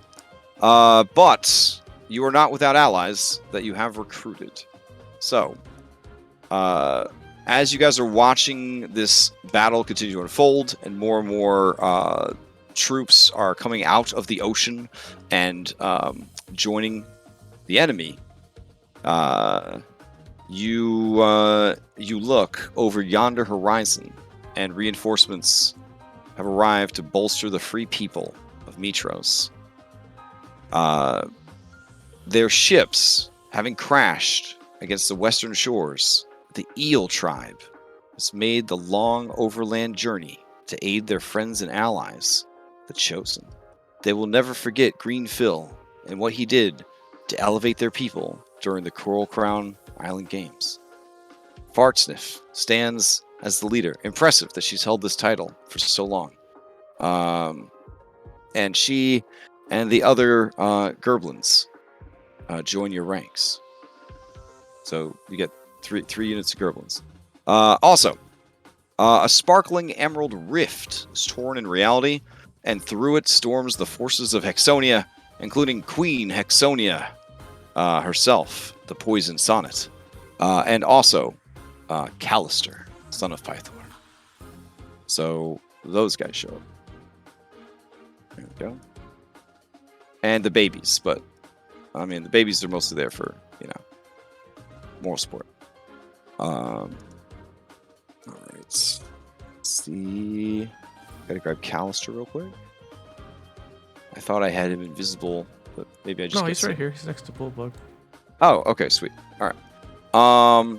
And then let's see. Yeah, so now Hexia is available as a unit or a mount boon. So if you guys can kind of access that and do either one with that. I think I gave you all the info for Hexia as a mount, so you should have that info. Let's see. And then a sound, a tune that can not... let's see. Oh, okay. Here we go. Wave 2. Yes. So, you hear a sound. It sounds like a weird, deep, warbling sound, sort of like a bass drop in like a movie trailer. And you guys look and see in the air the shadows of massive birds of prey overhead. These mechanical clockwork wonders are of unusual size, and their bellies open to reveal Amazons and the allied forces of Scorpion Island being airdropped via dire Stimfey. So that's the thing that's happening. Badass. Yep. Do they have wingsuits too? I mean, you actually fought some of the Amazons that had wingsuits. Right. So yeah. All right. Oh yeah. And let's see. And bam. And I guess also Yala is with them. Because, just like Conan's mom, she's going to fight pregnant on the battlefield. All right. Sweet. And then, let's see. Monsters, blah, blah, blah. I think that's all of your Wave 2 allies. The rest of them, hopefully, will arrive soon. Now, here's the thing. Here's my proposition. The little war game where we assign guys and fight guys and all that, it's a little tedious. I thought it'd be kind of fun if we maybe just pecked away at it over the week on Discord. So that we didn't spend the whole session having to make these hard decisions about where to deploy people and all that jazz. And then, as long as I get all the decisions finalized by, say, Sunday, that'll give me Sunday afternoon to kind of grind through the dice rolling out of session. And then, so basically you would have Tuesday, Wednesday, Thursday, Friday, Saturday to sort of make a decision about where to deploy people, all that jazz. You could just sort of, do it in the strategy channel or whatever. Would you guys be okay with that? Doing it that way instead of doing it all like in session? I feel like it's just so much to communicate over Discord. Fair. Okay. So if that's the case, then we'll need to move into that next part of this, which is kind of the deployment of your dudes versus their dudes. All right, so let's see what we could do. I mean, that's just my opinion. If other people would rather just keep playing and do that over Discord, I'm fine with that. Okay, because ultimately, how I saw it is, you're gonna know based on like, what we are talking about. Like, you're gonna know who you're gonna go up against. So we could start that encounter tonight in game, and then as long as we finish the wave stuff before next session, as the wave 2 battle ends, we have the results of the wave 2 battle. So it kind of gives you, more time to actually play D&D here, and then you can kind of just do the other activities outside of the game. I don't know. That was my thing. I'll put up a poll. See what you guys think. I do feel like we could math it out a lot better if we had more time. So there's that as well. Yeah, obviously some more decisions. It's just like some personal things, like I would be willing to send certain NPCs into danger, but other people wouldn't. Right. Like.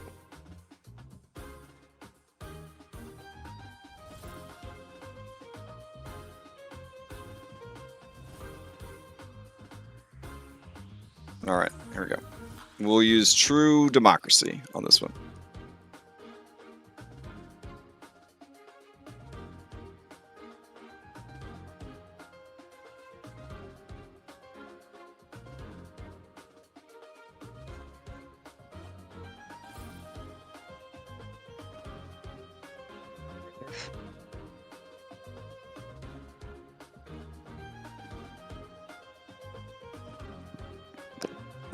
Okay.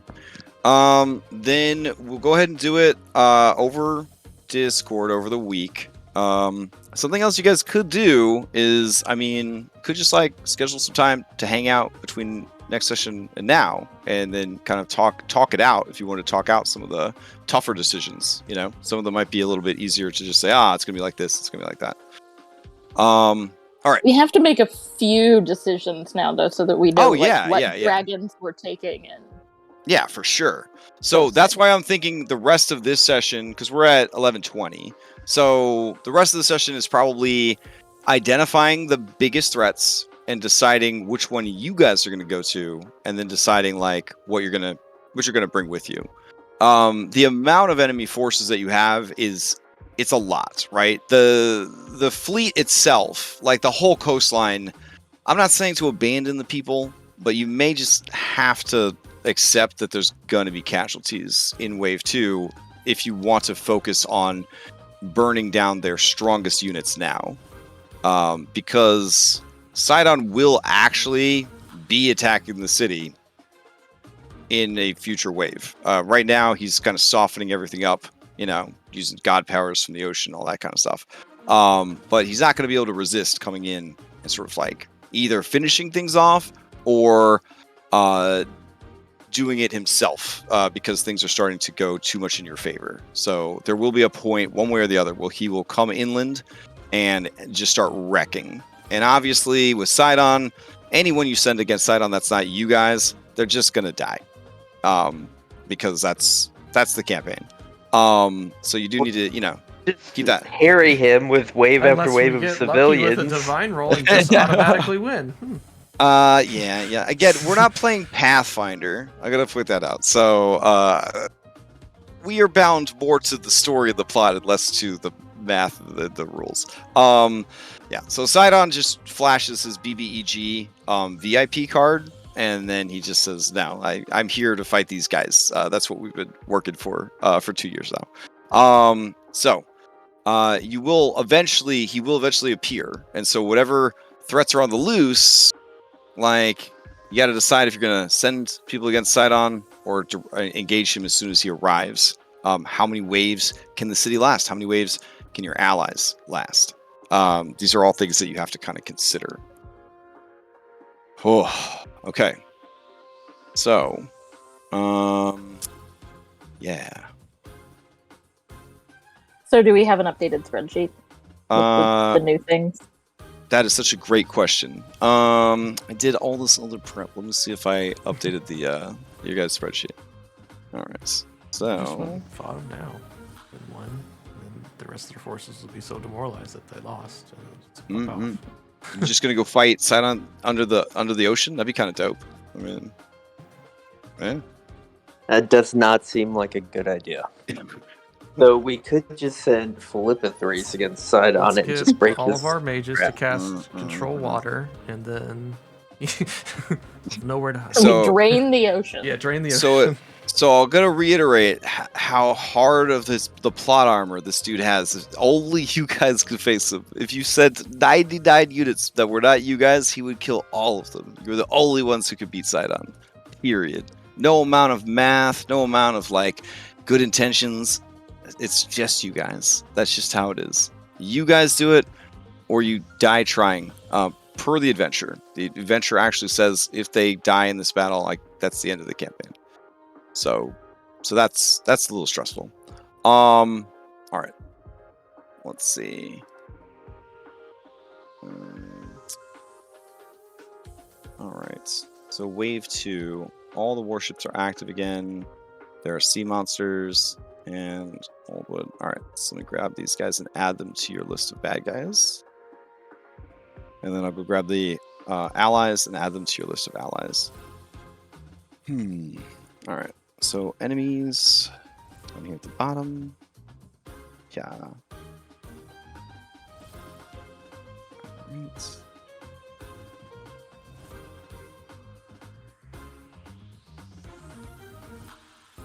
Okay. And let's see. Base power of the Serpent of Sea and Sky is 4. Go. Octopus are just a 1. Urchinkin. Oh yeah, so the Urchinkin, they're like sea urchins, like man-sized sea urchins that have like legs and arms, and then they just like get real angry and they just fire their quills at everybody. Like a less cool aquatic manticore, or maybe they're more cool because they do AoE damage. I don't know, but not enough to be a siege engine. And then Sea Serpent Brood is just a whole shitload of sea serpents that are hanging out together. So they come in at 3. Keep in mind, Elemental could, depending on the fight, could put themselves up to another +3 if they needed to. They're very good at adapting to whatever's needed. All right, you got 2 more Goatlings, 2 more Wildmen, the Night Hunters. Those are levies, so they actually come in at 0s.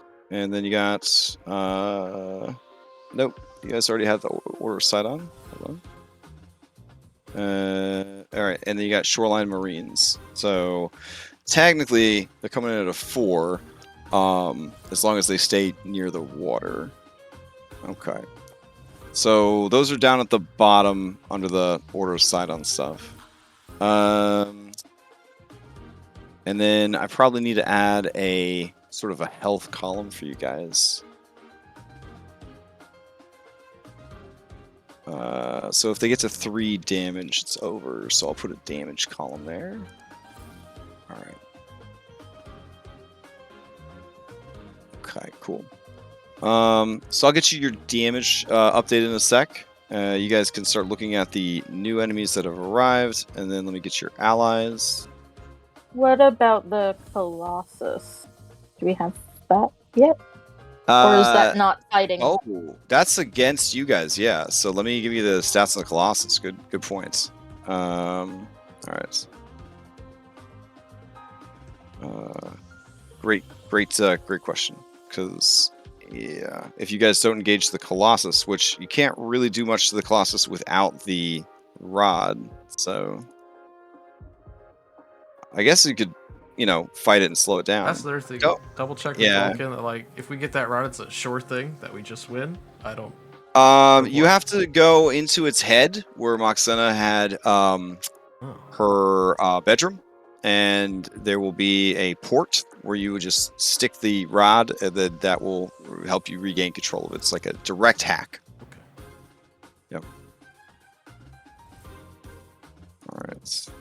So we need to send somebody to get the rod. Yeah. You need to send somebody to get the rod, or you got to get the rod. Yeah. Let's see. Because if you send somebody to get the rod and they don't succeed, that's a whole nother wave of the not having the Colossus on your side and having the Colossus on the loose. The Colossus is a Siege Arcane Heavy Divine Special. Is that a Special? Its special thing is the more friendly infantry that are attached to it. Those friendly infantry count as 2s instead of 1s because it kind of represents that they're like crewing it essentially and making it more effective and efficient. if we slot Pedios on B team, can he steal it? Can he steal the rod if he's on B team? If you From go like to the if you go to the encounter, but not if you don't engage the encounter. If you're relying on a unit to engage his unit, that unit will have to win the battle to take the thing from him. Wait, who has? I thought. So it seems like Acastus we have has to go to a something. cast. Yeah. Yeah. No, Acastus has it. You don't have to go get it from Acastus yourselves, but it's probably the most practical way to make sure that you got it, which means you have these other big creatures that you need to either mitigate or ignore. Because, like, who would you fight if you didn't go get the rod directly from Acastus? It seems like a big problem. Oh, yeah. Yeah? I mean, that's true. You could get Icarus. I mean, Icarus might be easier to take down if you have the Colossus, which, I mean, I'm not going to tell you that it's a divine or a special mount boon, but I mean, it's pretty strong, so. Also, this thing's even bigger than Icarus. Yes. Yeah. It's 200 feet tall, the Colossus of Pythor, with a 100-foot spear. It's pretty wild. Yeah, it's pretty wild. So why don't we have like the Ultros slow down the Colossus, Okay. and then we go to Right, because the Ultras could reach him because he's there. Yeah. and then like we have the dragons to fight Icarus. Yeah.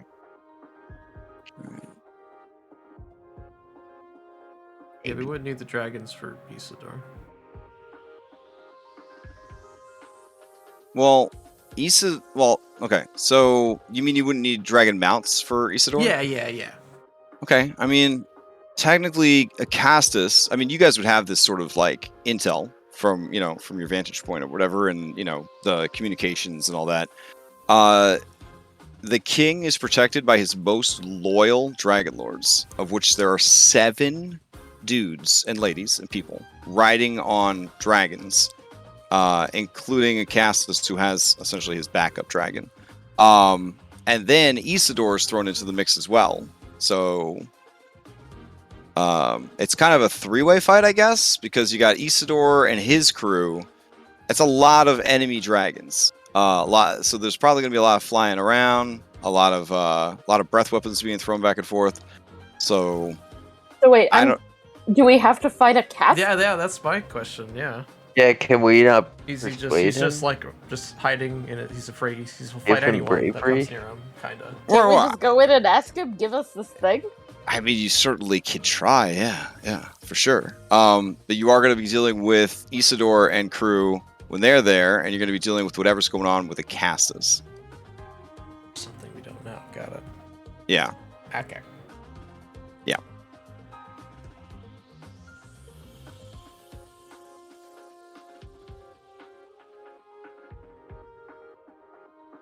So this creature right here is not very focused on anything in particular. It's just kind of drifting around, causing damage to the city right now. It hasn't engaged and isn't like killing anything right now. It's just sort of like a panic situation, right? You look to the sky, you see this massive serpent flying over the city. It's just, flooding the streets, which is great for all of Sidon's aquatic people because they want, flooded streets. They can move around better and get around places.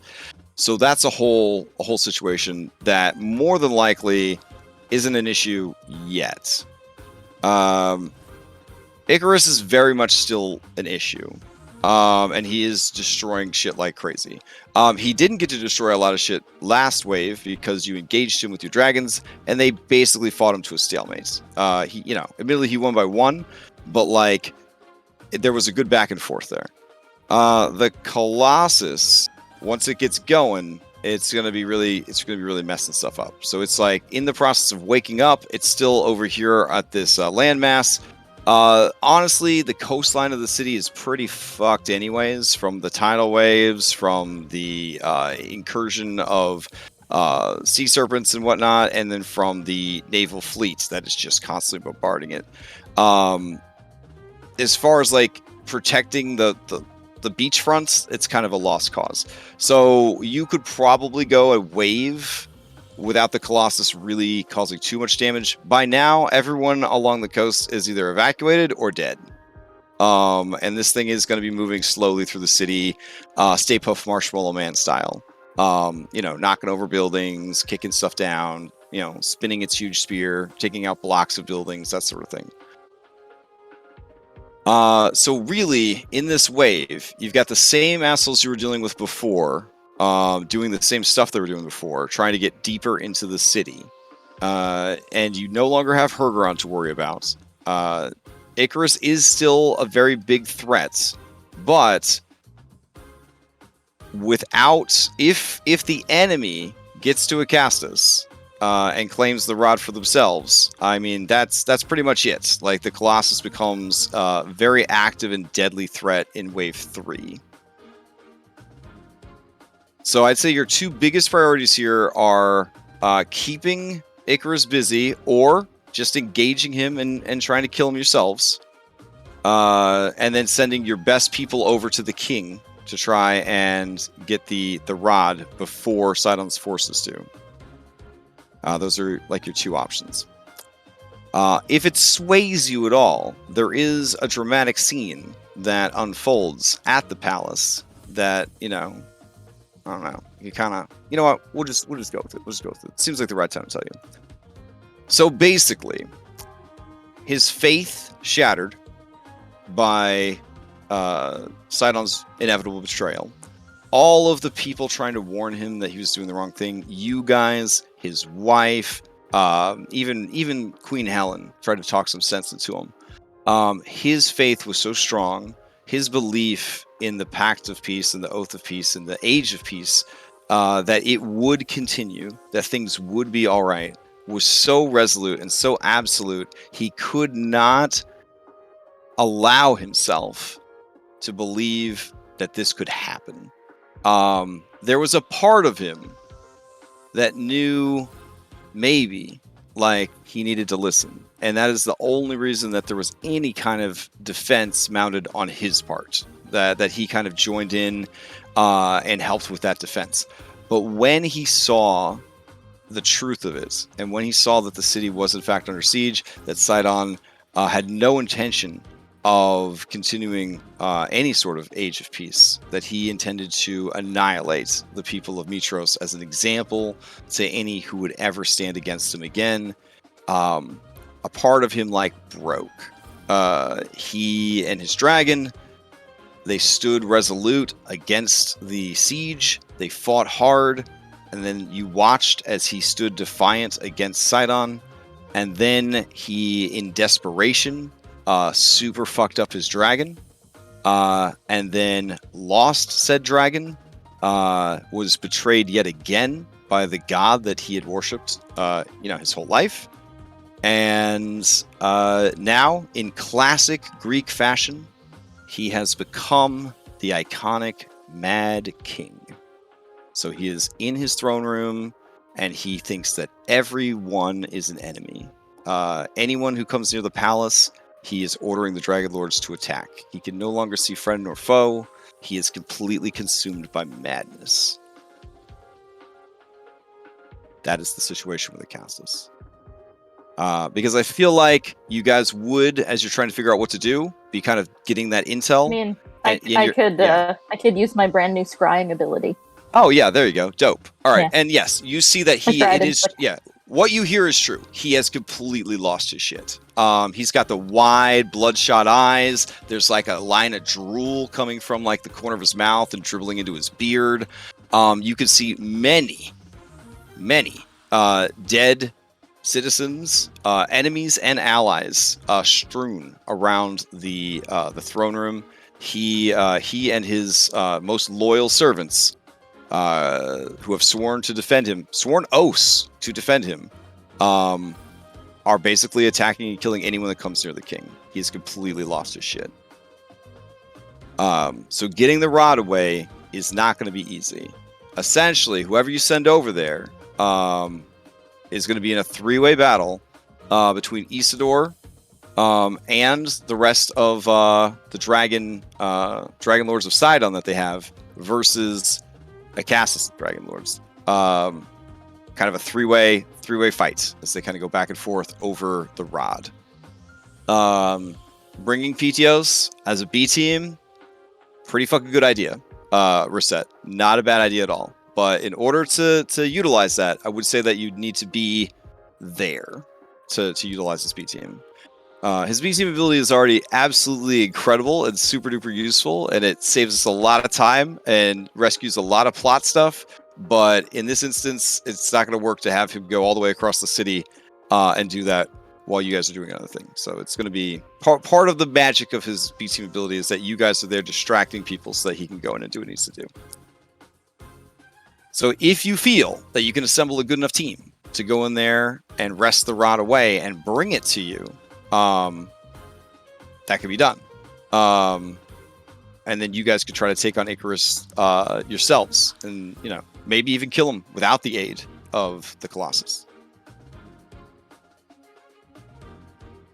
But I'd say in Wave 2, those are the two big deals. Because again, Serpent of the Sky and Sea is just sort of warming up this wave, and Colossus is destroying shit that's pretty much already been destroyed as it slowly makes its way inland. Does that make it a little bit? Does that clear things up a little bit, or? Yeah. Okay. Yeah. Cool. I wasn't trying to be like. I apologize. I shouldn't be trying to be like so coy about like, oh, I wonder what's going on with the Castus, because you guys would know that he has flipped his lid, and it is a very classic like Greek trope of the king losing his shit and suddenly becoming the Mad King. In fact, this part of the book is called the Mad King. This particular section of the chapter 9, because he is basically causing you guys to lose, because without control of the Colossus, it's going to be pretty bad. Like the Colossus could definitely turn the tide of this battle. That is how strong it is. Yeah, that's not good. Yeah. Yeah, so it sounds like we're going to a cast. Okay. Unless anyone objects. Nah. All right, so what sort of team do you want to put together for Castus, knowing that there's going to be a shitload of, admittedly, basic bitch dragons? There's going to be a lot of basic bitch dragons. The majority of, I think all of his dragons, his being a Castus, are copper, and all of Sidon's dragons are blue. So you are looking at some acid damage, and you're looking at lightning damage.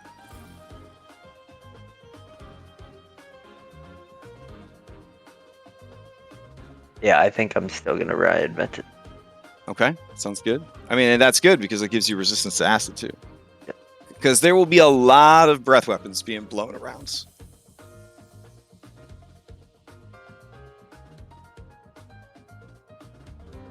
And here's the thing about copper dragons and blue dragons. Those are all line-based breath weapons, not cone-based breath weapons. So that may affect how you guys decide to place yourselves during the battle. So we can't remove current combatants. They have to keep fighting, right? Well, no. We can move everything around how we You can want. reassign. You can reassign. Yeah. So if you want your B team to stay alive, as cruel as this is to the NPCs, I would not assign B team members to units that are badly injured or even a little injured. I would probably just abandon Citizen C as far as giving them B team members, because they've already have one wound, and if they get 2 more, that's it. And if there's a B team member with them when that happens, you lose them. All right, Yeah. let me paste in your wave 2 allies here. There we go. Let's see. We don't need this. We're all out of healing potions, right, guys? I have one more. But it's just a basic one. I think I have a few basics. Used to win that fight. Okay. So acid, I think I might want to change to. Yeah, I got 4 basics because you had me grab so many at one time. Or can I get 2 of those?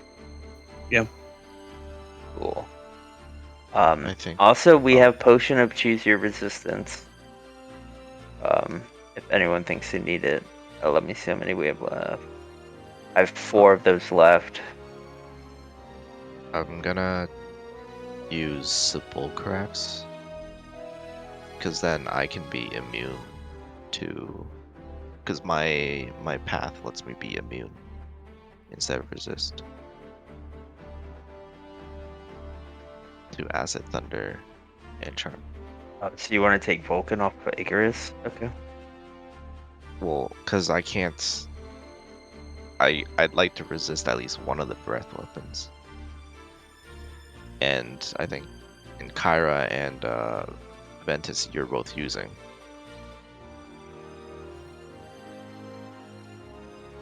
Yeah, I'm definitely gonna keep Ventus. Yeah, we're just gonna have to send more against Icarus, because I think Vulcan was like our strongest dragon. It was close. We only lost by 1, so. You also have Hexia now as a dragon as well. Oh yeah, we could send Hex. Oh yeah, I mean, we could send Hexie and Valis both. yeah. Okay. But the dragon thing is, like, no matter what, they can't lose more than 1. Yep. Right. So how do you guys want me to sort your ally sheet? Because I had to sort it for different reasons to do the pair ups between sessions. Do you want me to? You want B team separated, right? Yeah. Okay, so I'll sort by that first, and then do you want me to sort by name, or do you want me to sort by power? Like base power, or do you want to sort by name? Name. Name? Okay, we'll sort by name. Power? Power? All right. Let's try power. Let's see if you guys like it. How's that sound? Why don't we get 2? 1 for power, 1 for name. I'm kidding. All right. So I currently have it sorted first by their main unit, and then within that main unit, it's sorted by power. So Amazons, the strongest thing you have in Amazons are their Amazon Stimfey Harriers, which are basically airships. Oh, also worth noting, the Queen of the Amazons, she's got, you know, those rocks that you guys killed? Yeah, she's got these 2, like, you know, Suri from Black Panther style, like, fucking gauntlets that are made out of, like, the beaks of, like, those rocks. So, good shit. Good shit. Yeah. All right. Let's see. So I'll grab all these B teams and I'll move them down below.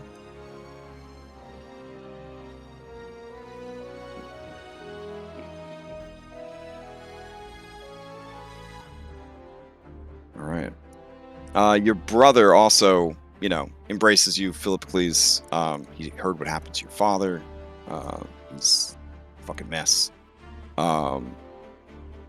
But he's willing to do whatever it takes. So, yeah. Basically, give them the same bag, and they would need to focus on what's in front of them. okay. I'd tell them to stay alive. Oh, I think we need the other dragons on the list as well, because right now we only have Hexy and Nephili and Vulcan. Just for record keeping purposes. Yeah, sure. Oh, weird. Okay, yeah, let me go grab them. Let's see. I'm gonna take one of the heroic. Oh, right, because you guys were riding them and I didn't have them on there, but you just want to see them for that purposes. Got it. Okay. Yeah. Yep, I'll grab those for you. I'm gonna take one of the heroic short rests now, and then just so I can get my spells back, and then everyone can get the temp HP again. So I need a short rest to use it to activate it. Crash, I'm gonna roll 2 medicine checks, not to reduce potion status, but to maximize them. All right, sounds good.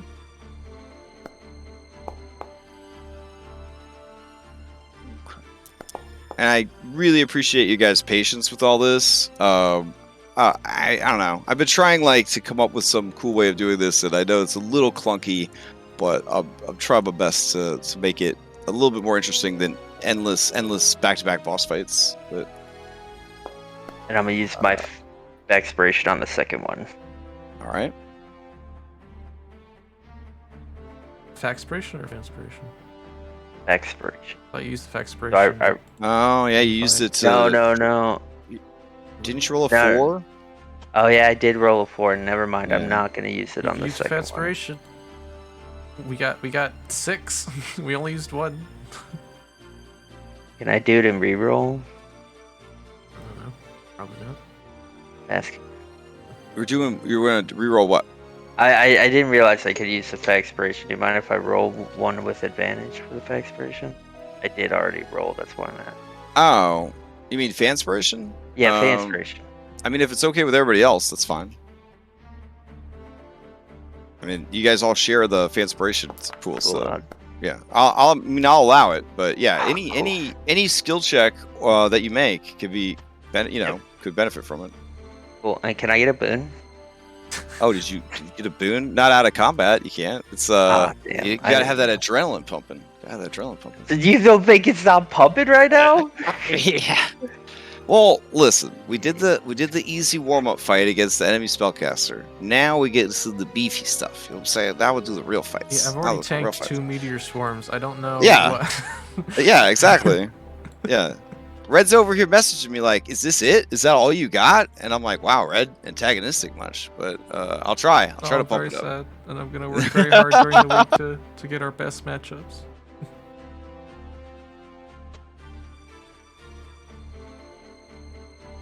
Feel a lot more confident now. And also on the way to this fight, I'm gonna be rubbing olive oil all over my body. Gotcha. All right. Actually, let's see. I think this is a short rest thing. If you want, I can bless Aura us before this fight. Yeah. Sure. And then you don't need to use the. Wait, I olive think oil. I have 5, and I think they stack, right? They're different things. It basically gives you blessed. That's how what long? the. Okay. It says receive the minute. same effects as a blessed spell. It doesn't say be benefit from a blessed spell. So that means it would would stack, not. right? It would not stack with a blessed spell. Okay. Yeah. Yeah. I tried, and Yeah. I don't regret it. I Yeah, don't right. have. Hey, I have an if you don't, intelligence now. if you don't ask, I mean, you'll never know. Never know. Okay. All right. Yeah. If you want to do that reset, I'm sure there's gonna be a lot of saves. Yeah, because I can use it once per short rest, and I'll probably need to short rest after this one. Because I didn't rest yet, so I still have 2. Cool. So I'll probably just burn a whole bunch of short rest abilities this fight. I mean, You just have Check to be and all we within need to 60 get feet is of the me. rod, right?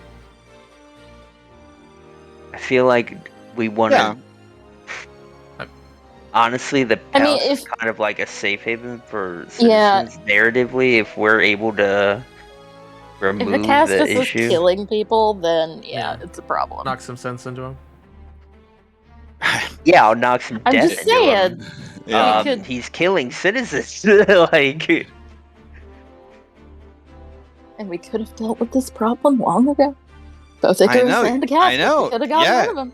You could have just put Esther in charge, and then you would have had this really badass army that was ready to fight the Titans. Just saying. Esther knew what was Damned up if from the we very. do, damned if we don't. I'm just saying, Esther knew. Esther told you, said there's a war coming. I want to fight. All he wanted was Cassius's body. He was gonna give you everything. Cassius and had. if he didn't say all those terrible things to Kyra when we were there, we might have done it. You Yeah. know? But yeah, I mean, it's a very like Amber Heard, Johnny Depp situation going on between those two. So I mean, I don't know. Just let him have it and then kill him again. Yeah, that's true. I mean, it's over now. You guys whooped his ass twice, so yeah. 3 times? 3 times you whooped his ass. Yeah. Third time, I'm pretty sure was for keeps. We'll see how it goes. That's the problem with being cursed by the god of death. You never know when you're actually out of the game. All right. We'll save the olive oil. Everyone remember 12 do. temp HP. Take I did. 12 HP. Oh, I wanted to check my heroism and see if it was once a day or once a short rest.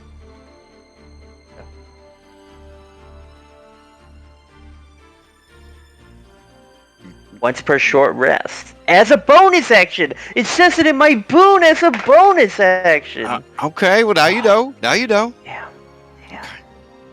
Good, no one's gonna have to worry about the dragon fear. You're already not afraid. Nobody is gonna have to worry. Oh, nice. I cast it at 5th level, so it Actually, I have an aura that prevents anyone I'm being from Yeah. being afraid. Well, I also have an aura that Oh wait, prevents it's people actually from being afraid. advantage. Okay, well mine's immunity, so stand next to me and not reset. Damn. Be Damn. on my team. You guys Wow. were on the same team. No, but heroism makes you immune to fear. So Right. And And fear with the DC that these high level creatures are bringing to the table is ultimate crowd control. It's definitely going to shut certain people down, and having immunity to fear is going to be very important. Let's see. Shadow Stalkers. There we go. All The right. legendary resistances I use with Valis are my resistances, right? So they would carry on. So I would have only 1 left, or So yeah, if you had her equipped essentially, I would say that you would drain from yourself first if you had any before draining hers. yeah, because. But you do need to keep track, because basically if you're returning the car with some gas missing, you need to like report it. You know what I'm saying? Okay, so Yeah, because any of Because these B team members or these B team members who function as boons, like if it says once per long rest, that's once per long rest for the whole world, not like once per long rest for each person that's riding that dragon. So if you ride the dragon into battle, you use up all of Tisaful's spells, and then you're like, cool, I'm gonna switch to another dragon. And somebody else wants to ride Tisaful, used up all Tisaful's spells. They don't have the spells back. It's like oh that. yeah. Yeah. But my question is then, Mhm. does that mean I have 3 resistances again? Now that I'm on Vulcan? Yeah, if you burned up all of hers and then you go to get on him, yeah, technically. Some Dragonlord. You I mean, I what, just what is wanted what is to- what has Yeah, happened this- to You wanted to you? make an animal handling check This to is control how her you last- Dragon Lord effectively, okay? Oh my god! I wasn't From sure if dragon to that No, was. dragon. nothing was has thinking that's changed at too all. cheap.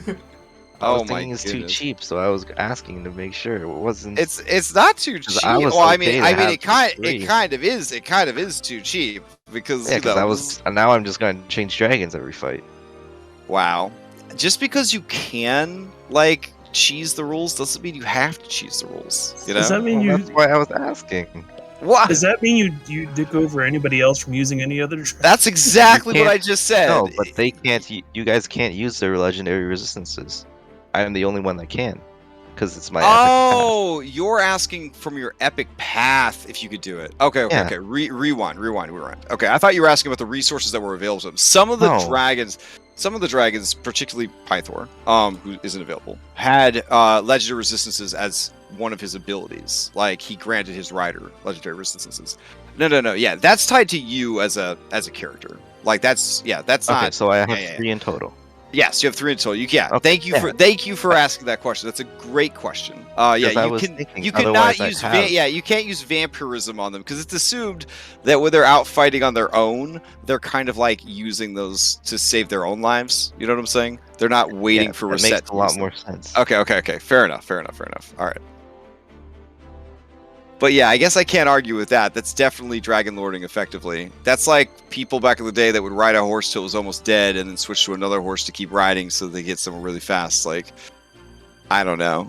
I certainly not what I associate with a goodly knight, but it's certainly something that was done. So yeah, okay. Great question. Good question. Thank you.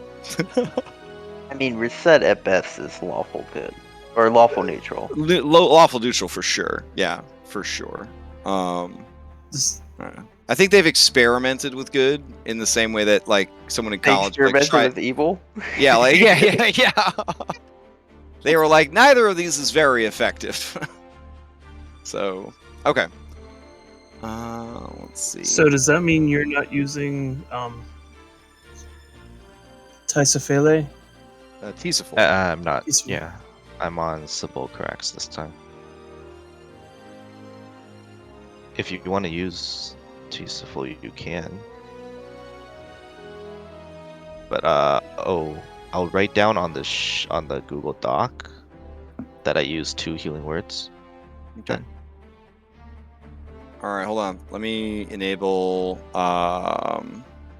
editing for you guys, or do you just want to have commenting? I can just comment it. Yeah. All right, let's just do commenting then. All right, cool.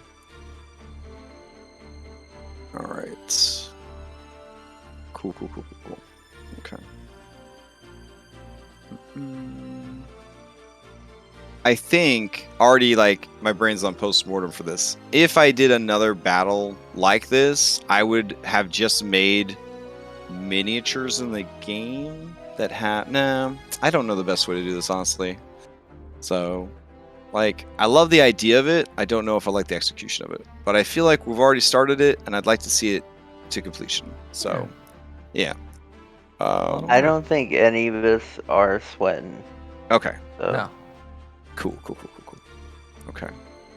Let's see. And then Banor's doing great. That's doing great. Let's see. Druids are not doing good.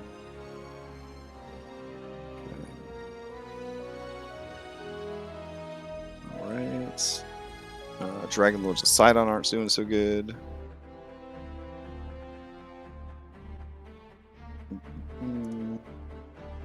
Isidor's not doing good. So the benefit is going up against Isidor, all of his peeps that you'll encounter will be down 33% of their health, and some of the resources will be expended. So that will be a little bit easier to deal with. I mean, there's still the hard role-playing part of Hypatia having to fight her own brother over religious stuff. So that's a whole thing. But I guess that's something we'll have to deal with next week. I could talk about it. I mean, this definitely has that BioWare feel, right? Where like there's the king and he's doing stuff, and then there's the enemy Dragonlords who are people who did live in Mitros and are watching their own city be destroyed. So yeah, I could definitely see there being those opportunities to kind of talk these people off the ledge. So don't completely abandon that. I think by now a lot of you know I'm a huge sucker for redemption arcs. So see how it goes. And we could have that cool moment, like in Helm's Deep, where they all just like to get together for like one ride out to face them. That'd be cool. Mm-hmm. We can cure Acastus somehow of his madness. I'm gonna cure him of his life. Oh jeez! Oh my Yeah, god! I just feel kind of. He's Traded away, killing yeah. citizens. I think that goes against my flaw. Like, I can't allow that. The citizens that Coward you hiding that, away. Yeah. yeah. Ooh, Valor. How many more ability points do you let's give up? I mean, man, I was willing to go to a -2 wisdom. So. I know. Not to lose the I wish I enemy. would have negotiated my dimension door better and maybe done it per a limit per my strength modifier. I did give up 6 intelligence. Proficiency bonus is the hot shit now. You gotta Yeah. go for proficiency bonus. Oh. Let me just break my it's character. your full action to do so. Like, I don't know if it's that, I think what you did, especially after finding out that Hypatia did not bring Disintegrate, was pretty dope. Yeah, I feel like Yeah. I'm just new to negotiating with the ways of the world. I could have. But I will point out that in a way that fight was 100% supposed to kind of show you guys the dangers of these domains and divine sparks, and why throughout the campaign you've been discouraged by the gods themselves to sort of take up these sparks, like, because it is such a tremendous burden.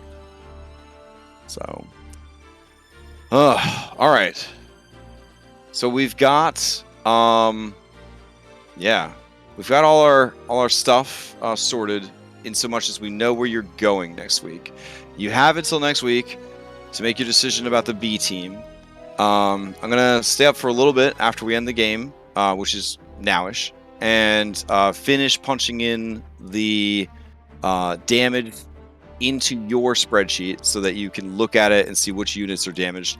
Anything highlighted in red has been eliminated from the field, both for you guys and for them. But you can kind of see which units are injured versus which units are still fresh. You'll notice that they have a distinct lack of celestial stuff on their side. So you guys are kind of benefiting from healing and they're not. A very Dungeons and Dragons thing to do, giving the good guys healing and the bad guys not healing. Throughout the week you can kind of decide if, and again, here's the thing. You guys are here to play and have fun. If by, let's say, Saturday night, you guys have not allocated all your stuff, I will, with the help of like the stream, like the people that hang out in the prep stream, we will allocate the remainder of your troops in the absolute most optimal way possible for you guys. Like we will disperse them for you, because there are other leaders and other generals and whatnot that are also defending Mitros. So if you guys are like, fuck it, this is too much, it's too stressful, you could just say, these are the ones that we 100% know we want to do, and then I will allocate the rest. You know, like a video game that gives you like auto equip feature. I'll just kind of say like, okay, this is probably the best way for you guys to do this. As you can see, any loose unit can cause some serious damage. That was the best possible result that those bad guys could have gotten to kill citizens. But like bigger, tougher guys who are left unattended could devastate the population. So you also have to decide like how many eggs you're willing to crack for an omelet versus how many B team members you could potentially lose by trying to cover too much, like spreading your stuff too thin. But in the end, if there's just specific things that you're sure of as a group, just tell me those, and then I will finish the rest for you. I don't want you to feel like you have this like pressing homework assignment just hanging over your head. Does that make sense? Yeah.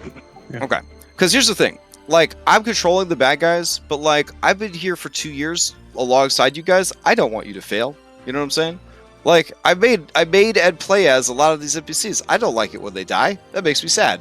When Pythor died, I was crying. Like, we didn't have like cameras or anything, but I was crying on my end. I was very sad. So yeah, like I want you to succeed. But I also need to challenge you to make sure that, you know, all of the work that you've put in the end, right? It feels like you really accomplished something. So that's the situation. But I'm not going to screw you guys over in some weird Warhammer minigame. So if you guys, again, are like, nah, it's too much. This is what we want, and I don't know what the fuck to do with the rest of these troops, I will do my best to kind of like minimize casualties and damage and maximize coverage for your troops. Can we like save the spreadsheet, and then can we make like a copy of it where all of us have editing rights? That we can go in and plug and play and like type our notes in with what we think. Yeah, let me go ahead. We'll call it Wave 2. I'll make a copy of it after I finish punching in the damage report. I'll make a copy of it. We'll call it Wave 2, and we'll give you guys full editing rights. Sounds good. Okay. All right. By you guys, but if you want to meet up on like Wednesday or Thursday, I could definitely do that. Wednesday's better than Thursday for me. But, yeah. I work Wednesday night, Aw. but Thursday's fine. All right. So what I'm gonna do then? We're at time, so we're gonna go ahead and call it. I'm gonna stay up for a little bit longer to punch in the stuff, and I can stay in chat just to kind of listen. If you guys want to stay in chat and talk for a little bit, but officially we're gonna end the session. Only announcements I have is Red is running a Spelljammer miniseries starting in June and ending in July. Does that sound right? Okay, so it's 6 games long. It'll be on Tuesday nights. Pretty exciting. It's level 16 plus Spelljammer, starring the Skull and Shackles crew. So you know it's going to be wholesome, family friendly, and very not problematic. So we're all very excited for that. Yeah. What I've realized is that the stuff I have planned it's nothing compared to what we're already doing here. We're only level 13 here. I'm gonna need to up the ante, I think. Well, yeah, I mean, up in the ante is good. Level 16, and there's a lot of spellcasters too. I think there's a lot of spellcasters in Skull and Shackles. No, not really. Spellcasters really the Moon Druid. Yeah, that's true. Anyway, and I made it should be a good time. I made Diadario pretty suboptimal. So as far as like game breaking stuff that he could have had, so it shouldn't be too bad. But anyways, so that's happening. Dom is running his way through Candlekeep, so that's a thing. Dom and I are looking to put together a group to play through Solasta multiplayer. It's going to essentially be a weekly stream where the computer has to be the DM for once, and we all get very strictly taught the rules of 5th edition D&D. That was my big takeaway when I played Solasta by myself, was like, God damn, this is a very strict dungeon master. That dude was keeping track. That dude was keeping track of whether or not I had a hand free for spell casting. I was like, God damn. That's actually why I did the whole forearm thing, so I could have one hand for casting, one through the shield, and 2 hands for the weapon. Yeah, I was like, holy shit. Okay. Yeah. So how many players can play through on that? I think Dom said we could have a group of 5. I want to say 5. Yeah. The regular game is only 4. Is it only 4? Okay. But I've not done any multiplayer. They might want more people in multiplayer. We haven't either, and we haven't figured it out, and we're not 100% sure on a time either because of the Spelljammer minigame that's going to be happening. I'm kind of trying to push Dom towards waiting until this game is on hiatus, and then we play on Monday nights. But I don't even know if we could beat it in 8 Monday nights because it says it takes like 40 to 80 hours to beat, So I'm not 100% sure. So we're still trying to sort that out, but I think it's going to be a lot of fun. I found the game to be enjoyable but bland. So I'm hoping that with other people, it might be a little more fun. And what else is going on?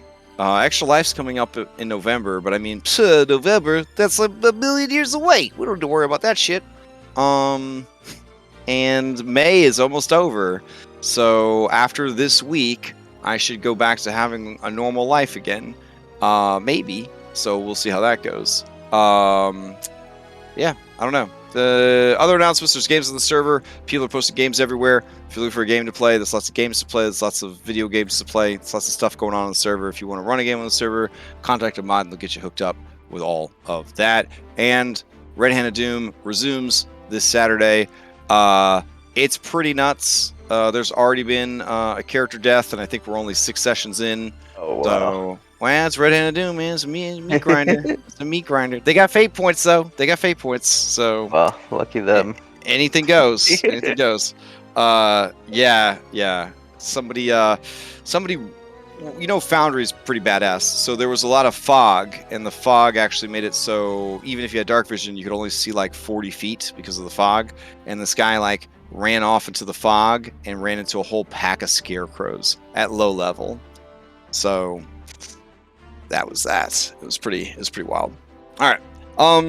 That's enough rambling. The takeaway is that we're doing a lot of cool shit on the server. So just kind of keep an eye out for all that. All right. With that, good night.